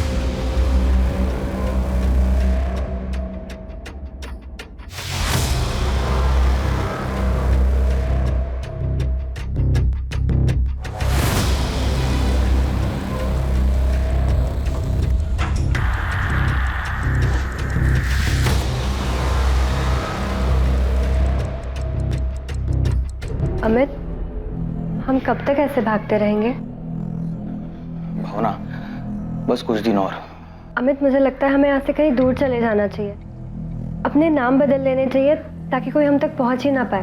अगर जरूरत पड़ी ना तो वो भी करेंगे, लेकिन अभी के लिए यहाँ पर थोड़ा रुकते हैं, थोड़ा आराम करते हैं, उसके बाद आगे की सोचते हैं।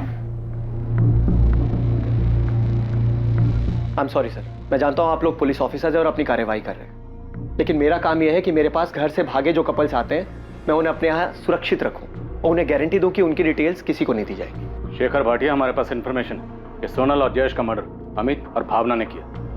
मुमकिन है सोनल के पिता को पता चल गया होगा कि वो दोनों यहाँ हैं और उन्होंने अमित के जरिए दोनों का मर्डर करवा दिया। ये कैसी बात कर रहे हैं आप ऑफिसर? It's not possible. आपको समझना चाहिए कि अमित और भावना खुद अपने घर वालों से जान बचाकर छुपते हुए मेरे पास आए थे, तो वो अपने ही जैसे घर से भागे कपल ये सोनल और जयेश को क्यों मारेंगे? और सच्चाई ये है कि सोनल और जयेश खुद जान बचाकर मेरे पास आए थे। फिर मैंने सोनल और जयेश की शादी करवाई और खुद उनके साथ रजिस्ट्रार ऑफिस में जाके उनकी शादी को रजिस्टर करवाया था।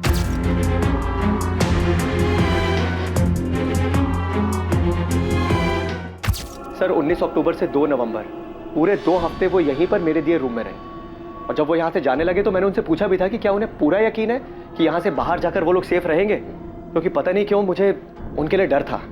मेरी पापा से बात हुई है, वो जयेश से मिलना चाहते हैं, उन्हें हमारी शादी से कोई प्रॉब्लम नहीं है। भैया हम यही तो चाहते थे कि सोनल के घर वाले हमें एक्सेप्ट कर ले। सोनल के पापा का इतनी जल्दी तुम्हारे रिश्ते को एक्सेप्ट करना बहुत अजीब लग रहा है मुझे। भैया वो मेरे पापा हैं। बिल्कुल सोनल, वो तुम्हारे पापा हैं, इसीलिए कह रहा हूँ। मैंने बहुत से केसेस में देखा है कि देखो, मैं नहीं चाहता तुम दोनों के साथ कुछ भी ऊंच नीच हो। भैया मैं आपका डर समझ सकता हूँ, लेकिन आप चिंता मत करो, ऐसा कुछ भी नहीं होगा। आप हमें जाने दो, और आपने हमारे लिए जो कुछ भी किया है हम वो कभी नहीं भूल पाएंगे। हाँ भैया, और अब तो पापा और भैया दोनों मान गए हैं, वो जयेश का एक्सेप्ट करने के लिए तैयार है, तो हमें जाना चाहिए। मुझे डर था कि वो लोग गलती कर रहे हैं, फिर भी मैं उन्हें रोक नहीं पाया, और मेरा डर सच साबित हुआ। ये सोनल और जयेश का मैरिज सर्टिफिकेट है। मैं इसे सोनल के घर पे भेजने ही वाला था, लेकिन उससे पहले ही आपके आदमी ने आके मुझे बताया कि उन दोनों का मर्डर हो गया है। ऑफिसर, मुझे सोनल और जयेश के लिए बहुत बुरा लग रहा है कि मैंने उन दोनों को यहाँ से क्यों जाने दिया। सोनल और जयेश आपके पास कैसे आए थे? जयेश ने मुझे फोन किया था राजकोट से, शायद भागने से 1 हफ्ता पहले। अगर जयेश ने आपको फोन किया था तो जयेश के कॉल रिकॉर्ड में हमें आपका नंबर क्यों नहीं दिखा? सर जयेश ने बहुत जबरदस्त प्लानिंग की हुई थी, और मुझे पूरा यकीन है कि उसने मुझे मोबाइल से नहीं बल्कि पीसीओ से फोन किया हो। हमें कुछ दिनों के लिए छुपकर रहने के लिए एक जगह चाहिए थी, क्या आप हमारे लिए कुछ कर सकते हैं? जयेश कहाँ से बात कर रहे हो? जी सर, मैं राजकोट से बोल रहा हूँ। मैं और सोनल एक दूसरे से बहुत प्यार करते हैं और हम शादी करना चाहते हैं, लेकिन हमारी फैमिलीज हमारे अगेंस्ट है। क्या आप हमारी मदद कर सकते हैं सर? हाँ जयेश, मैं मदद कर सकता हूँ तुम्हारी, लेकिन उससे पहले तुम्हें मुझे अपनी उम्र बतानी होगी। सर हम दोनों बालिग हैं, मैं 21 साल का और सोनल 20 साल की है। जयेश सिर्फ बोलने से नहीं चलेगा, तुम्हें मुझे अपना एज प्रूफ देना होगा। तो तुम दोनों में से किसकी फैमिली अगेंस्ट है? मेरी। हम पहले सूरत गए, फिर वहां से सोनल ने अपने पापा को फोन किया। मैंने उनसे कहा कि मैं दिल्ली में हूँ। और जयेश तुम्हारी फैमिली? सर मेरी फैमिली को ऐसी कोई प्रॉब्लम नहीं है, वो लोग अगेंस्ट सिर्फ इसलिए क्योंकि सोनल की फैमिली ने मुझे रिजेक्ट कर दिया। मेरे पूछने का मतलब ये है कि तुमने क्या अपनी फैमिली को झूठ बोला है? उनके हिसाब से इस वक्त तुम कहाँ हो? सर मैंने उन्हें सच झूठ कुछ नहीं बताया, उनके हिसाब से मैं अभी हॉस्टल में हूँ, लेकिन कॉलेज में मैंने लीव एप्लीकेशन दिया। ठीक है, मैंने कल 11 बजे का टाइम ले लिया है रजिस्ट्रार ऑफिस में, कल तुम दोनों की शादी हो जाएगी। सर मैं पूरे यकीन से कह सकता हूँ कि उन दोनों को सोनल की फैमिली नहीं मारा है, क्योंकि मैंने ऐसे बहुत से केसेस में देखा है कि घर वाले लड़का लड़की को झूठ बोल के घर बुलाते हैं और उसके बाद उन्हें मार देते हैं। पर सोनल की अपनी फैमिली से बात कैसे हुई? क्योंकि सोनल के माँ बाप भाई बहन यहाँ तक कि उनके लैंडलाइन पर अहमदाबाद से ना कोई फोन आया ना गया। उन दोनों के पास कोई फोन था? जी नहीं, मेरी जानकारी में तो नहीं। दरअसल सर, सोनल और जयेश इन दोनों ने बहुत जबरदस्त प्लानिंग की हुई। मतलब पहले घर से भागना, फिर सूरत जाना और घर पे फोन करके बोलना कि वो लोग दिल्ली में हैं, और उसके बाद मेरे पास आना। मतलब मैंने इन दोनों के जैसे और भी कई कपल्स देखे हैं जो घर से भागते हैं, लेकिन जैसी प्लानिंग सोनल और जयेश ने की थी उसे देखकर मैं भी हैरान था। और शेखर भाटिया, सवाल यह है कि सोनल की अपनी फैमिली से बात कब और कैसे हुई? आपने बताया कि सोनल की फैमिली जयेश को एक्सेप्ट करने के लिए तैयार हो गई थी और वो दोनों राजकोट अपने घर वापस जा रहे थे। पता नहीं सर, जो उन दोनों ने मुझे बताया वो मैंने आप दोनों को बता दिया। शेखर भाटिया, आपको हमें अमित और भावना की डिटेल्स देनी ही होंगी। आप प्लीज मेरा यकीन कीजिए ऑफिसर, अमित और भावना सोनल और जयेश का मर्डर नहीं कर सकते। जिस दिन सोनल और जयेश यहाँ से गए हैं, ठीक उसके अगले ही दिन वो दोनों भी यहाँ से चले गए।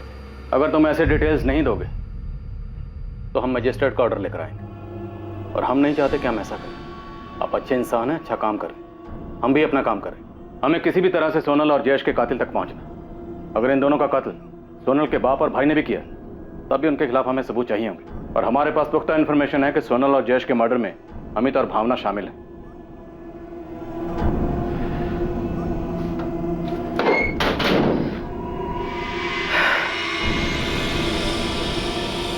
ये लीजिए, इसमें उन दोनों का भावनगर का एड्रेस है जहां उनकी फैमिलीज रहती है। लेकिन मेरी आप लोगों से रिक्वेस्ट है कि प्लीज इन दोनों के बारे में इनकी फैमिलीज को नहीं पता चलना चाहिए, पर इनके साथ भी वही होगा जो सोनल और जयेश के साथ हुआ।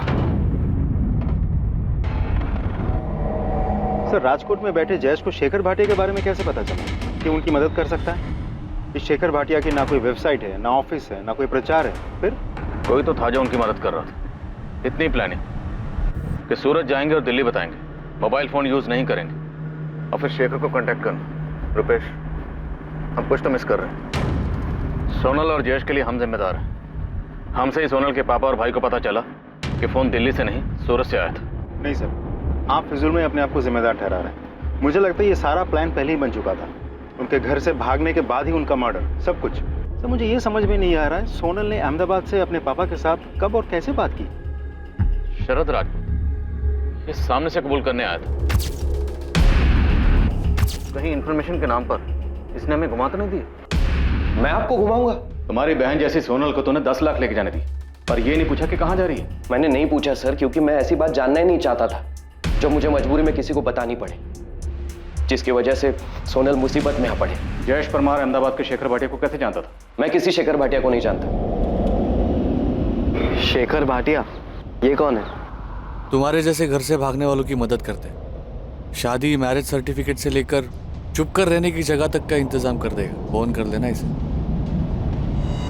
नहीं मैम, मैं किसी शेखर भाटिया को नहीं जानती हूँ। मैम, मुझे भी नहीं पता कि ये कौन है। राजकोट में कोई है जिसने सोनल और जयेश की मदद की हो, जिसने उनका अहमदाबाद में शेखर भाटिया से कांटेक्ट करवाया हो? मैम, वो एक्चुअली सोनल अपनी भाभी प्रिया से बहुत क्लोज थी और वो उनसे सब शेयर करती थी। माँ, चाय। और मैम, हो सकता है कि प्रिया भाभी ने उसकी हेल्प की हो। हाँ मैम, पॉसिबल है कि मुझसे पता लगाने के बाद कि सोनल अहमदाबाद में है, योगेश भैया ने प्रिया भाभी से भी पूछा हो। सोनल कहाँ है प्रिया? मुझे नहीं पता, उसने मुझे कुछ बताया भी नहीं था, और मुझे नहीं पता था वो इस तरह से घर छोड़ के भागने वाली है। अगर तुमने उसकी मदद की है तो इसमें कुछ गलत नहीं है, बस हमें अब उसे घर वापस ले आना चाहिए। तुम देख ही रही हो, मैं और पापा जयेश को एक्सेप्ट करने के लिए रेडी हैं। बोलो प्रिया, कहाँ है Sonal?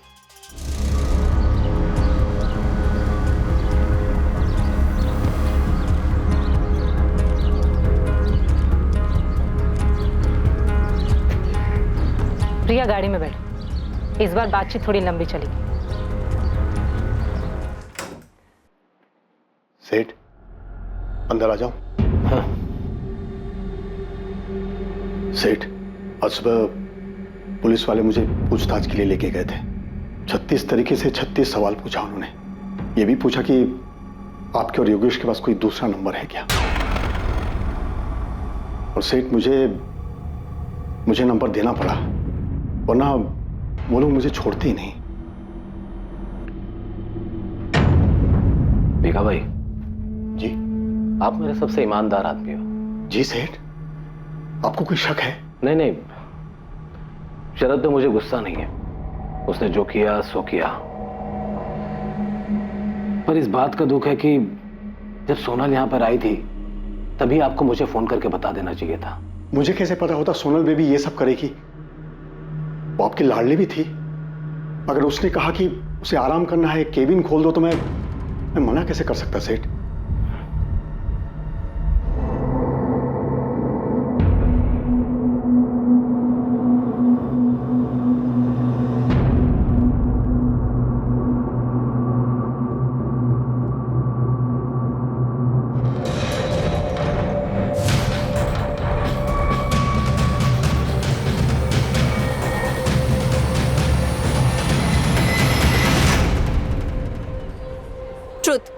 Truth, dare.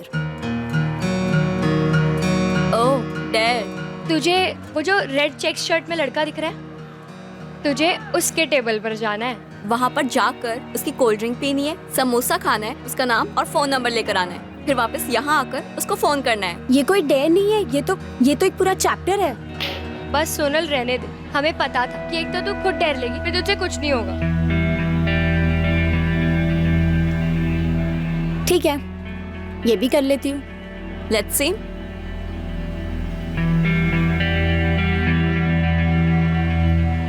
Hi, I am Sonal. अरे मैंने अपना नाम बताया, तुम भी बताओ। क्यों? क्योंकि मैं पूछ रही हूँ।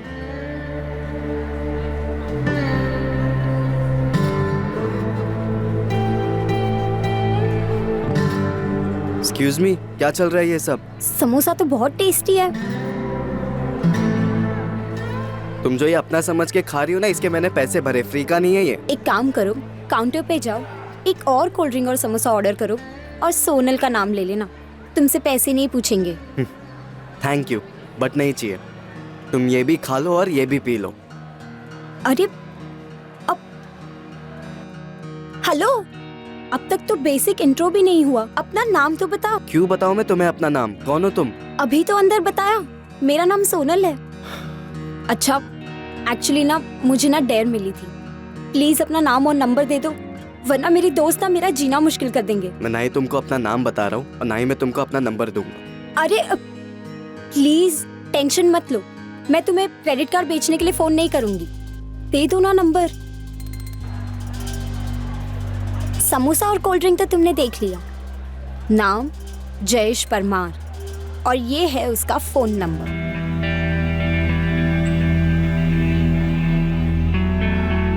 हाय हाय बाय। कितना इंसल्ट।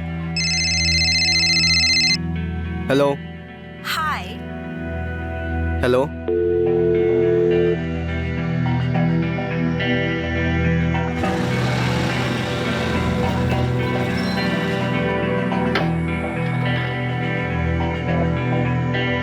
मैंने तुम्हें अपना फोन नंबर दिया तो तुम रोज रोज ऐसे कॉल करके परेशान करोगी? मैं तो सिर्फ हाय बोलने के लिए कॉल करती हूँ, अब तुम्हें हाय बोलना भी परेशानी लगती है? नहीं, पर हाय बोल के कॉल काट क्यों देती हो? क्योंकि मुझे सिर्फ उतना ही बोलना होता है।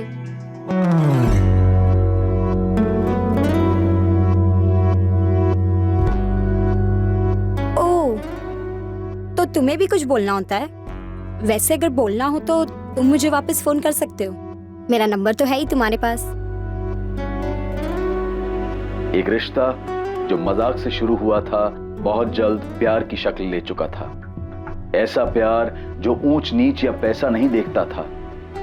उन दोनों ने ये फैसला कर लिया था कि चाहे कुछ भी हो जाए वो दोनों एक दूसरे से अलग नहीं होंगे।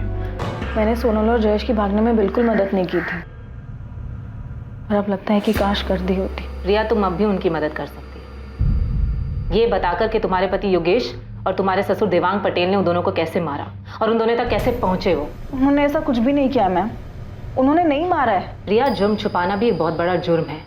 तुम मर्डरर को पता है मैम, लेकिन उन्होंने नहीं मारा है। तो फिर किसने किया है? किसके पास मोटिव था जयेश और सोनल को मारने का? जयेश के माँ बाप के पास? जिन्हें ये भी नहीं पता था कि उनका बेटा हॉस्टल में है या नहीं। प्रिया, मैं आखिरी बार पूछ रही हूँ, क्या सोनल उन्हें मिली? कैसे पहुंचे वो उस तक? नहीं मिली, ढूंढने पर भी नहीं मिली, और उन्होंने नहीं मारा है सोनल को। सर, योगेश और देवांग पटेल के बाकी के 2 नंबर्स भी हमने स्कैन किया, लेकिन कुछ मिला नहीं। किसी हिस्ट्री शीटर का नंबर नहीं, कोई सस्पिशियस एक्टिविटी नहीं। अहमदाबाद में किसी को कॉल किया? नहीं सर। ऐसा कैसे हो सकता रुपेश? कहीं हम गलत ट्रैक पर तो नहीं? ऐसा तो नहीं कि ये केस ऑनर किलिंग का है ही नहीं। सर, पारुल ने प्रिया से अलग अलग तरीके से सवाल किया, उसे डराई, धमकाई, इमोशनल करके भी सवाल पूछा। अब तक तो प्रिया को टूट जाना चाहिए था, लेकिन ऐसा कुछ हुआ नहीं। सर, अब भी ये सवाल बना हुआ है कि सोनल ने अहमदाबाद से कब और कैसे देवांग पटेल से बात की, जब देवांग पटेल ने उन्हें कहा कि वो उन्हें माफ कर चुके हैं और जयेश को भी अपनाना चाहते हैं। अब आप सलीके से पूछ रहे तो बता देता हूँ। सोनल से मेरी आखिरी बार तब बात हुई थी जब उसने मुझे सूरत से फोन किया था। उसके बाद मेरी कोई बात ही नहीं हुई। हाँ, छोटी बहन थी मेरी, ढूंढ रहे थे उसे हम दोनों, जानना चाहते थे कहाँ है, कैसी है। उसे ऐसे घर छोड़ के नहीं भागना चाहिए था। बाप हूं मैं उसका, जल्लाद नहीं। प्यार करता था मैं उससे।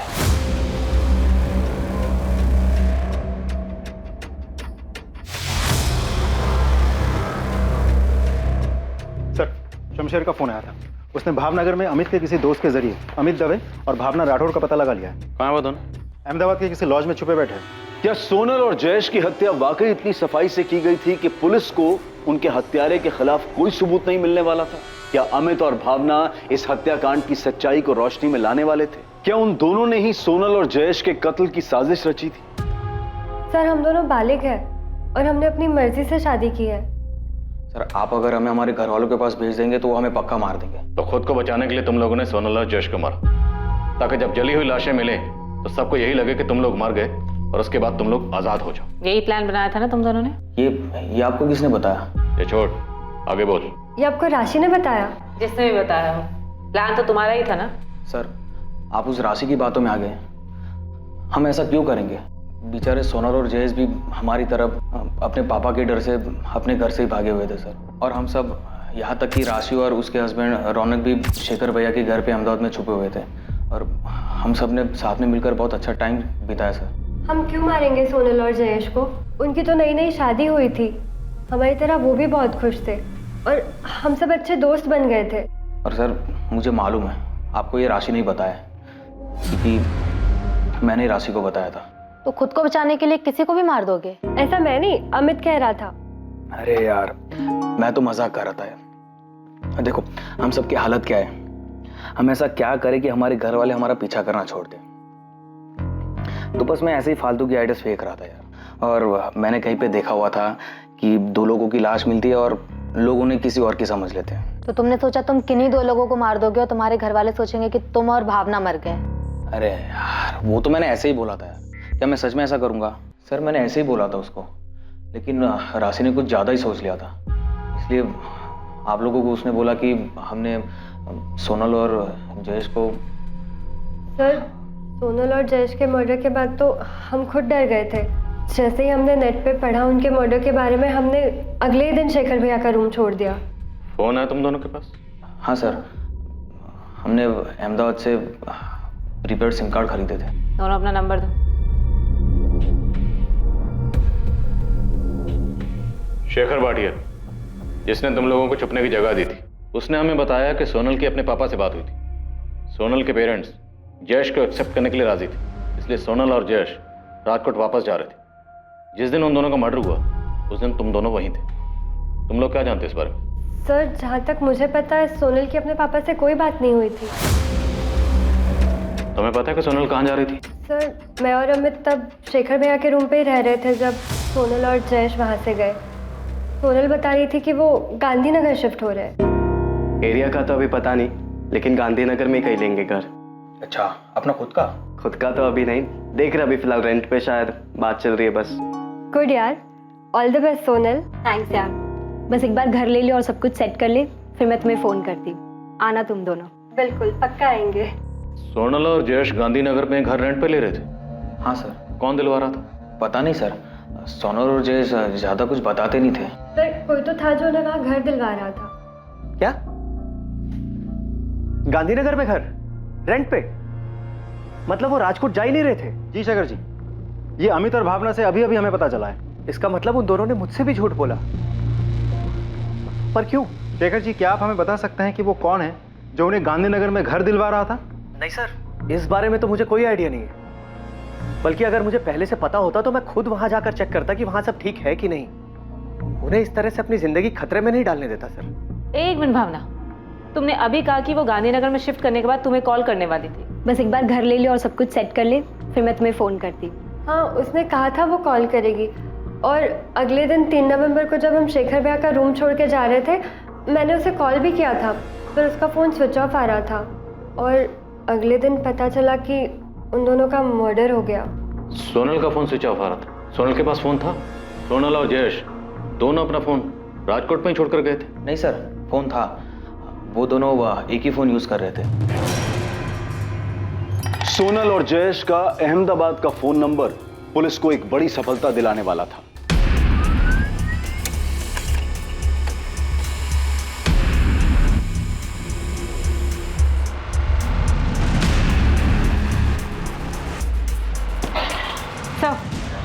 उसके पास जो नंबर था वो जयेश परमार के नाम पर प्रीपेड सिम था। कॉल रिकॉर्ड से कुछ detail? Yes sir, last page पर है। उस रिकॉर्ड से हमें एक अहमदाबाद का नंबर मिला जिस पर रेगुलर बात हो रही थी। और अभी ये नंबर स्विच ऑफ? जी सर, डिटेल मंगवाई है, जल्दी आ जाएगी। अब ये नंबर ही इस केस की बिक्री करने जोड़ेगा। जितनी जल्दी हो सके इस नंबर की डिटेल मंगवाओ।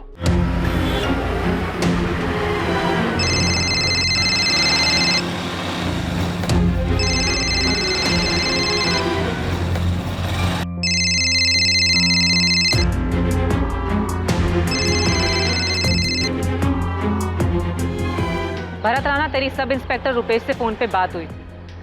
उसके बाद तू मुझसे भी मिला था। हाँ, वो जयेश के बारे में ना। फिर तूने हमें ये क्यों नहीं बताया कि जयेश ने अहमदाबाद आने के बाद अपने और सोनल के लिए एक प्रीपेड नंबर लिया था और तेरे पास भी अहमदाबाद का दूसरा नंबर था जिससे तू हर रोज जयेश से बात करता था। तुझे क्या लगा हम यहाँ तक पहुंच नहीं पाएंगे? पर हम पहुंच गए। अब तू सोच कि तू कहाँ पहुंचेगा।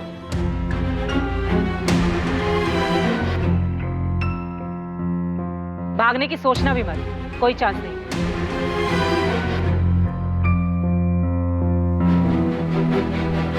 एक्टिविस्ट है ये, तुम्हारे जैसे घर से भागने वालों की मदद करते हैं। ये शादी मैरिज सर्टिफिकेट से लेकर छुप कर रहने की जगह तक का इंतजाम कर देगा। फोन कर लेना इसे। Thank you Bharat. अबे थैंक यू क्यों बोल रहा है? बचपन का दोस्त हूं मैं तेरा, तेरे काम नहीं आऊंगा। जब जयेश परमार के पिता ने सोनल के घर वालों से बात करने से मना कर दिया, जब सोनल के घर वालों ने जयेश से मिलने तक से मना कर दिया, तब सोनल और जयेश ने घर से भाग जाने का प्लान बनाया। और तब जयेश ने तय किया कि वो अपने बचपन के दोस्त भरत राणा से बात करेगा और सोनल के साथ भागने में भरत की मदद लेगा। यार जयेश, ये घर से भागना, शादी करना और आगे लाइफ में सेटल होने के लिए, और उससे भी ज्यादा इंपॉर्टेंट है कि वो सोनल के पापा तुम दोनों तक ना पहुंचे ना, इन सब के लिए बहुत सारे पैसे लगेंगे। मुझे पता है जयेश, लेकिन अभी फिलहाल के लिए टेंशन नहीं है। सोनल कह रही है कि उसके पास पैसे हैं, उसने अपने पॉकेट मनी से सेव किए। तू पॉकेट मनी के भरोसे घर से भाग रहा है? नहीं यार, लेकिन सोनल पैसे अरेंज कर लेगी। अरे भाई कितना कर लेगी? कितना तो नहीं पता, लेकिन 2-4 लाख तो कर ही लेगी वो। सही है, क्योंकि लाखों की जरूरत पड़ेगी हमें। यार भरत भाई, एक हेल्प कर देना, रेंट पे घर दिला दे प्लीज। तू टेंशन मत ले, मैं सब अरेंज करवा दूंगा। तूने शेखर भाटिया को फोन किया? हाँ, उसने कहा कि जब भी आना हो आ जाना। गुड। अब मेरी बात ध्यान से सुनना। अपना और सोनल का फोन राजकोट में ही स्विच ऑफ करके उसका सिम कार्ड निकाल के फेंक देना। फिर उसके बाद सीधा अहमदाबाद आने के बजाय पहले सूरत जाना। वहां से सोनल के घर वालों को फोन करके बोलना कि तुम लोग दिल्ली में हो। लेकिन क्यों? सोनल के घर वालों को कुछ बताने की जरूरत ही नहीं है, इसलिए तो भागना पड़ रहा है हमें। अबे भागना नहीं पड़ेगा, इसके लिए तो उन्हें बताने की जरूरत है। अगर सोनल के घर वाले उसे ढूंढने निकले तो वो लोग पहले दिल्ली जाएंगे, नंबर भी ट्रेस कर लिया तो वो लोग सूरत जाएंगे। वो सोच ही नहीं पाएंगे कि तुम लोग अहमदाबाद में हो।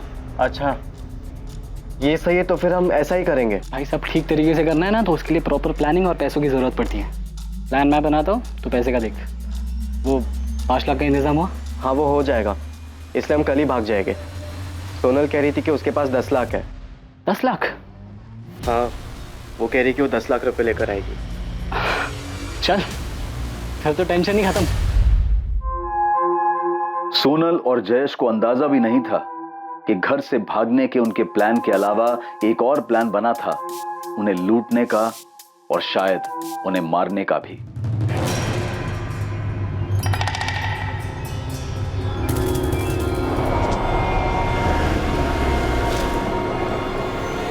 भरत, ये तो हमें कहाँ ले आया है?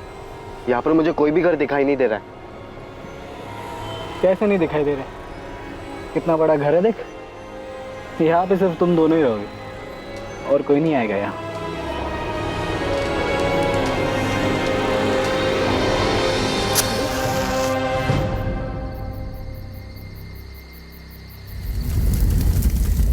भरत राणा, ऐसा क्या हुआ था कि तू बचपन से मदद करने वाला दोस्त मसीहा से सीधा शैतान बन गया?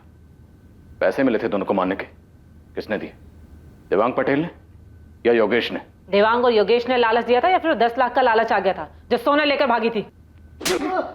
बोल क्यों मारा? किसके इशारे पर मारा? क्यों मारा दोनों को? सोनल और जयेश की हत्या की साजिश उनके घर छोड़कर भागने के प्लान के साथ ही रची गई थी। शेखर भाटिया भी इस साजिश का हिस्सा था, वो भी तब से जब जयेश अपने दोस्त भरत से मदद मांगने गया था। शेखर भाई, लड़की बहुत मालदार पार्टी है, राजकोट की बहुत बड़ी फैमिली से। तो उन दोनों को यहाँ लेके आना, हेल्प की फीस 5 लाख बोल दे, उन दोनों को भी मैं यही रख दूंगा, पैसा आधा आधा कर लेंगे। नहीं भाई, लड़की बहुत बड़े घर की है, छोटी जगह में रह नहीं पाएगी, इसलिए तो जयेश को अलग से घर चाहिए रेंट पे। यहाँ लेकर आऊंगा तो बेकार में दिक्कत हो जाएगी। नहीं, अरे मैं कह रहा हूँ तू लेके तो आ, घर से भाग के आ रहे हैं, छुप के रहना पड़ेगा। ऐसे में कहाँ सब उनकी मर्जी से मिलने वाला है। चिंता मत कर, तू लेके आ, देख लेंगे। ये तुम लोगों का बेड है और ये कबर्ड। भरत, तूने मुझसे उस जगह के 5 लाख लिए, वो जगह 5 लाख की है। अबे सिर्फ जगह के पैसे नहीं लिए, शादी करवाई, रजिस्ट्रेशन करवाया, रहने को जगह दी है, सेफ्टी है, खर्चा होता है भाई उन सब चीज़ों में। भरत देख, मुझे मत सिखा, मैं भी कॉमर्स स्टूडेंट हूँ, मुझे पता है कि कहाँ पर कितना पैसा खर्च हो सकता है। भरत भाई, हम ऐसे 10 लोगों के बीच में इतनी कम स्पेस में नहीं रह सकते। हम दोनों को अपना खुद का घर चाहिए। तो बड़े घर के लिए बड़ा पैसा लगता है, 5 लाख रुपए में यही मिल सकता है। लेकिन भरत, जब मैंने तुझसे बात की थी तब तूने मुझे कहा था कि इतने पैसों में आराम से एक घर मिल जाएगा रेंट पे, और थोड़ा और आगे जाएंगे तो 1 रूम किचन मिल जाएगा, वो भी खुद का। जयेश यार, मैंने तुझे शेखर भाई के साथ मेन सिटी में रखा है, अब ऊपर से तू बोल रहा है। सॉरी भरत, हम यहाँ पर नहीं रह पाएंगे। हाँ तो मेरी तरफ से भी सॉरी यार, क्योंकि 5 लाख रुपए में यही मिल सकता है। लेकिन तूने पहले तो कहा था कि हो जाएगा सब कुछ। हाँ तो मैं तो अब भी बोल रहा कि हो जाएगा, बस 5 लाख रुपए और चाहिए, सिंपल। भरत, तुझे पहले 5 लाख दिए, अब तुझे और 5 लाख चाहिए। खुद का घर मिलना इतना आसान नहीं है, एक तो तुम दोनों घर से भागे हो यार, सारे इंतजाम करने पड़ेंगे। सोनल अपने पिता के ऑफिस से 10 लाख चुरा कर लाने वाली है, ये जयेश ने भरत को पहले ही बता दिया था। इसलिए भरत के लिए दोस्त की मदद करने की बजाय ये एक झटके में बड़ी रकम कमाने का मौका बन गया था। अब क्या करना है? वो लोग तो जान खा रहे, बोल तो दिया कि गांधीनगर में घर दिखाऊंगा, लेकिन अब कहाँ लेके जाओ? अरे ले जा कहीं भी और छोड़ के वापस आ जा। कुछ तो करना पड़ेगा। तो राजकोट पुलिस का भी फोन आया था, सोनल का स्कूटर मिला है उन्हें, वो जयेश के माँ बाप का भी फोन आ रहा था। सुन, मेरा एक दोस्त है राजू, इन दोनों को उसके साथ गांधीनगर ले जा और वहां जाकर सल्टा दे। सल्टा दे मतलब मार डालू? हाँ, देखिए पैसे तो हमें मिल ही गए, बाकी के और 1-2 लाख जो होंगे वो भी हमारे हो जाएंगे। मार के जला देते हैं इन्हें, वैसे भी घर से भागे हुए हैं, किसी को कुछ पता नहीं चलेगा कि कहां गए। अरे ज्यादा सोच मत, मैं कह रहा हूं ना मार देते हैं, कहीं अगर पकड़े गए तो हमारे लिए लेने के देने हो जाएंगे। और तू बोल रहा था ना लड़की का बाप बड़ा आदमी है, छोड़ेगा नहीं हमें। और मिस्टर एक्टिविस्ट, अच्छी एक्टिविटी की तूने, बाहर से प्रोटेक्शन देने के नाम पर खुद ही लोगों की जान ले रहा था। इससे पहले ऐसे और कितने मजबूर लोगों को ठगा और मारा है तूने? किसी को नहीं सर, बस पहली बार हुआ ये, एक साथ इतने पैसे देखकर फिसल गया था मैं। 2 मासूम लोगों की जान ले ली, जान लेने के बाद उनको जला दिया और बोल रहा फिसल गया। रुपेश, दोनों की ऐसी कुटाई करना कि इनकी चीखें मेरे केबिन तक सुनाई दे। एक साला बचपन का दोस्त, सोशल एक्टिविस्ट, साला जान बचाने के नाम पर लोगों की जान लेता है। साथीदार कहाँ है? वो तीसरा साथीदार राजू कहाँ है?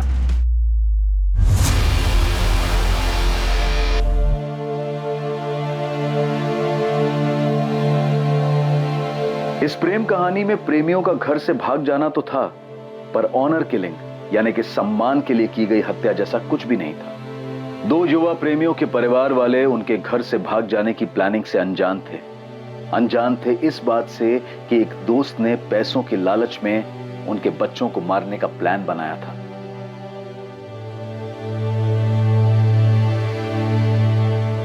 भरत राणा, शेखर भाटिया और राजू प्रजापति पर आईपीसी की धारा 302 के तहत हत्या और आईपीसी की धारा 201 के तहत सबूत मिटाने के लिए मुकदमा दर्ज हुआ है।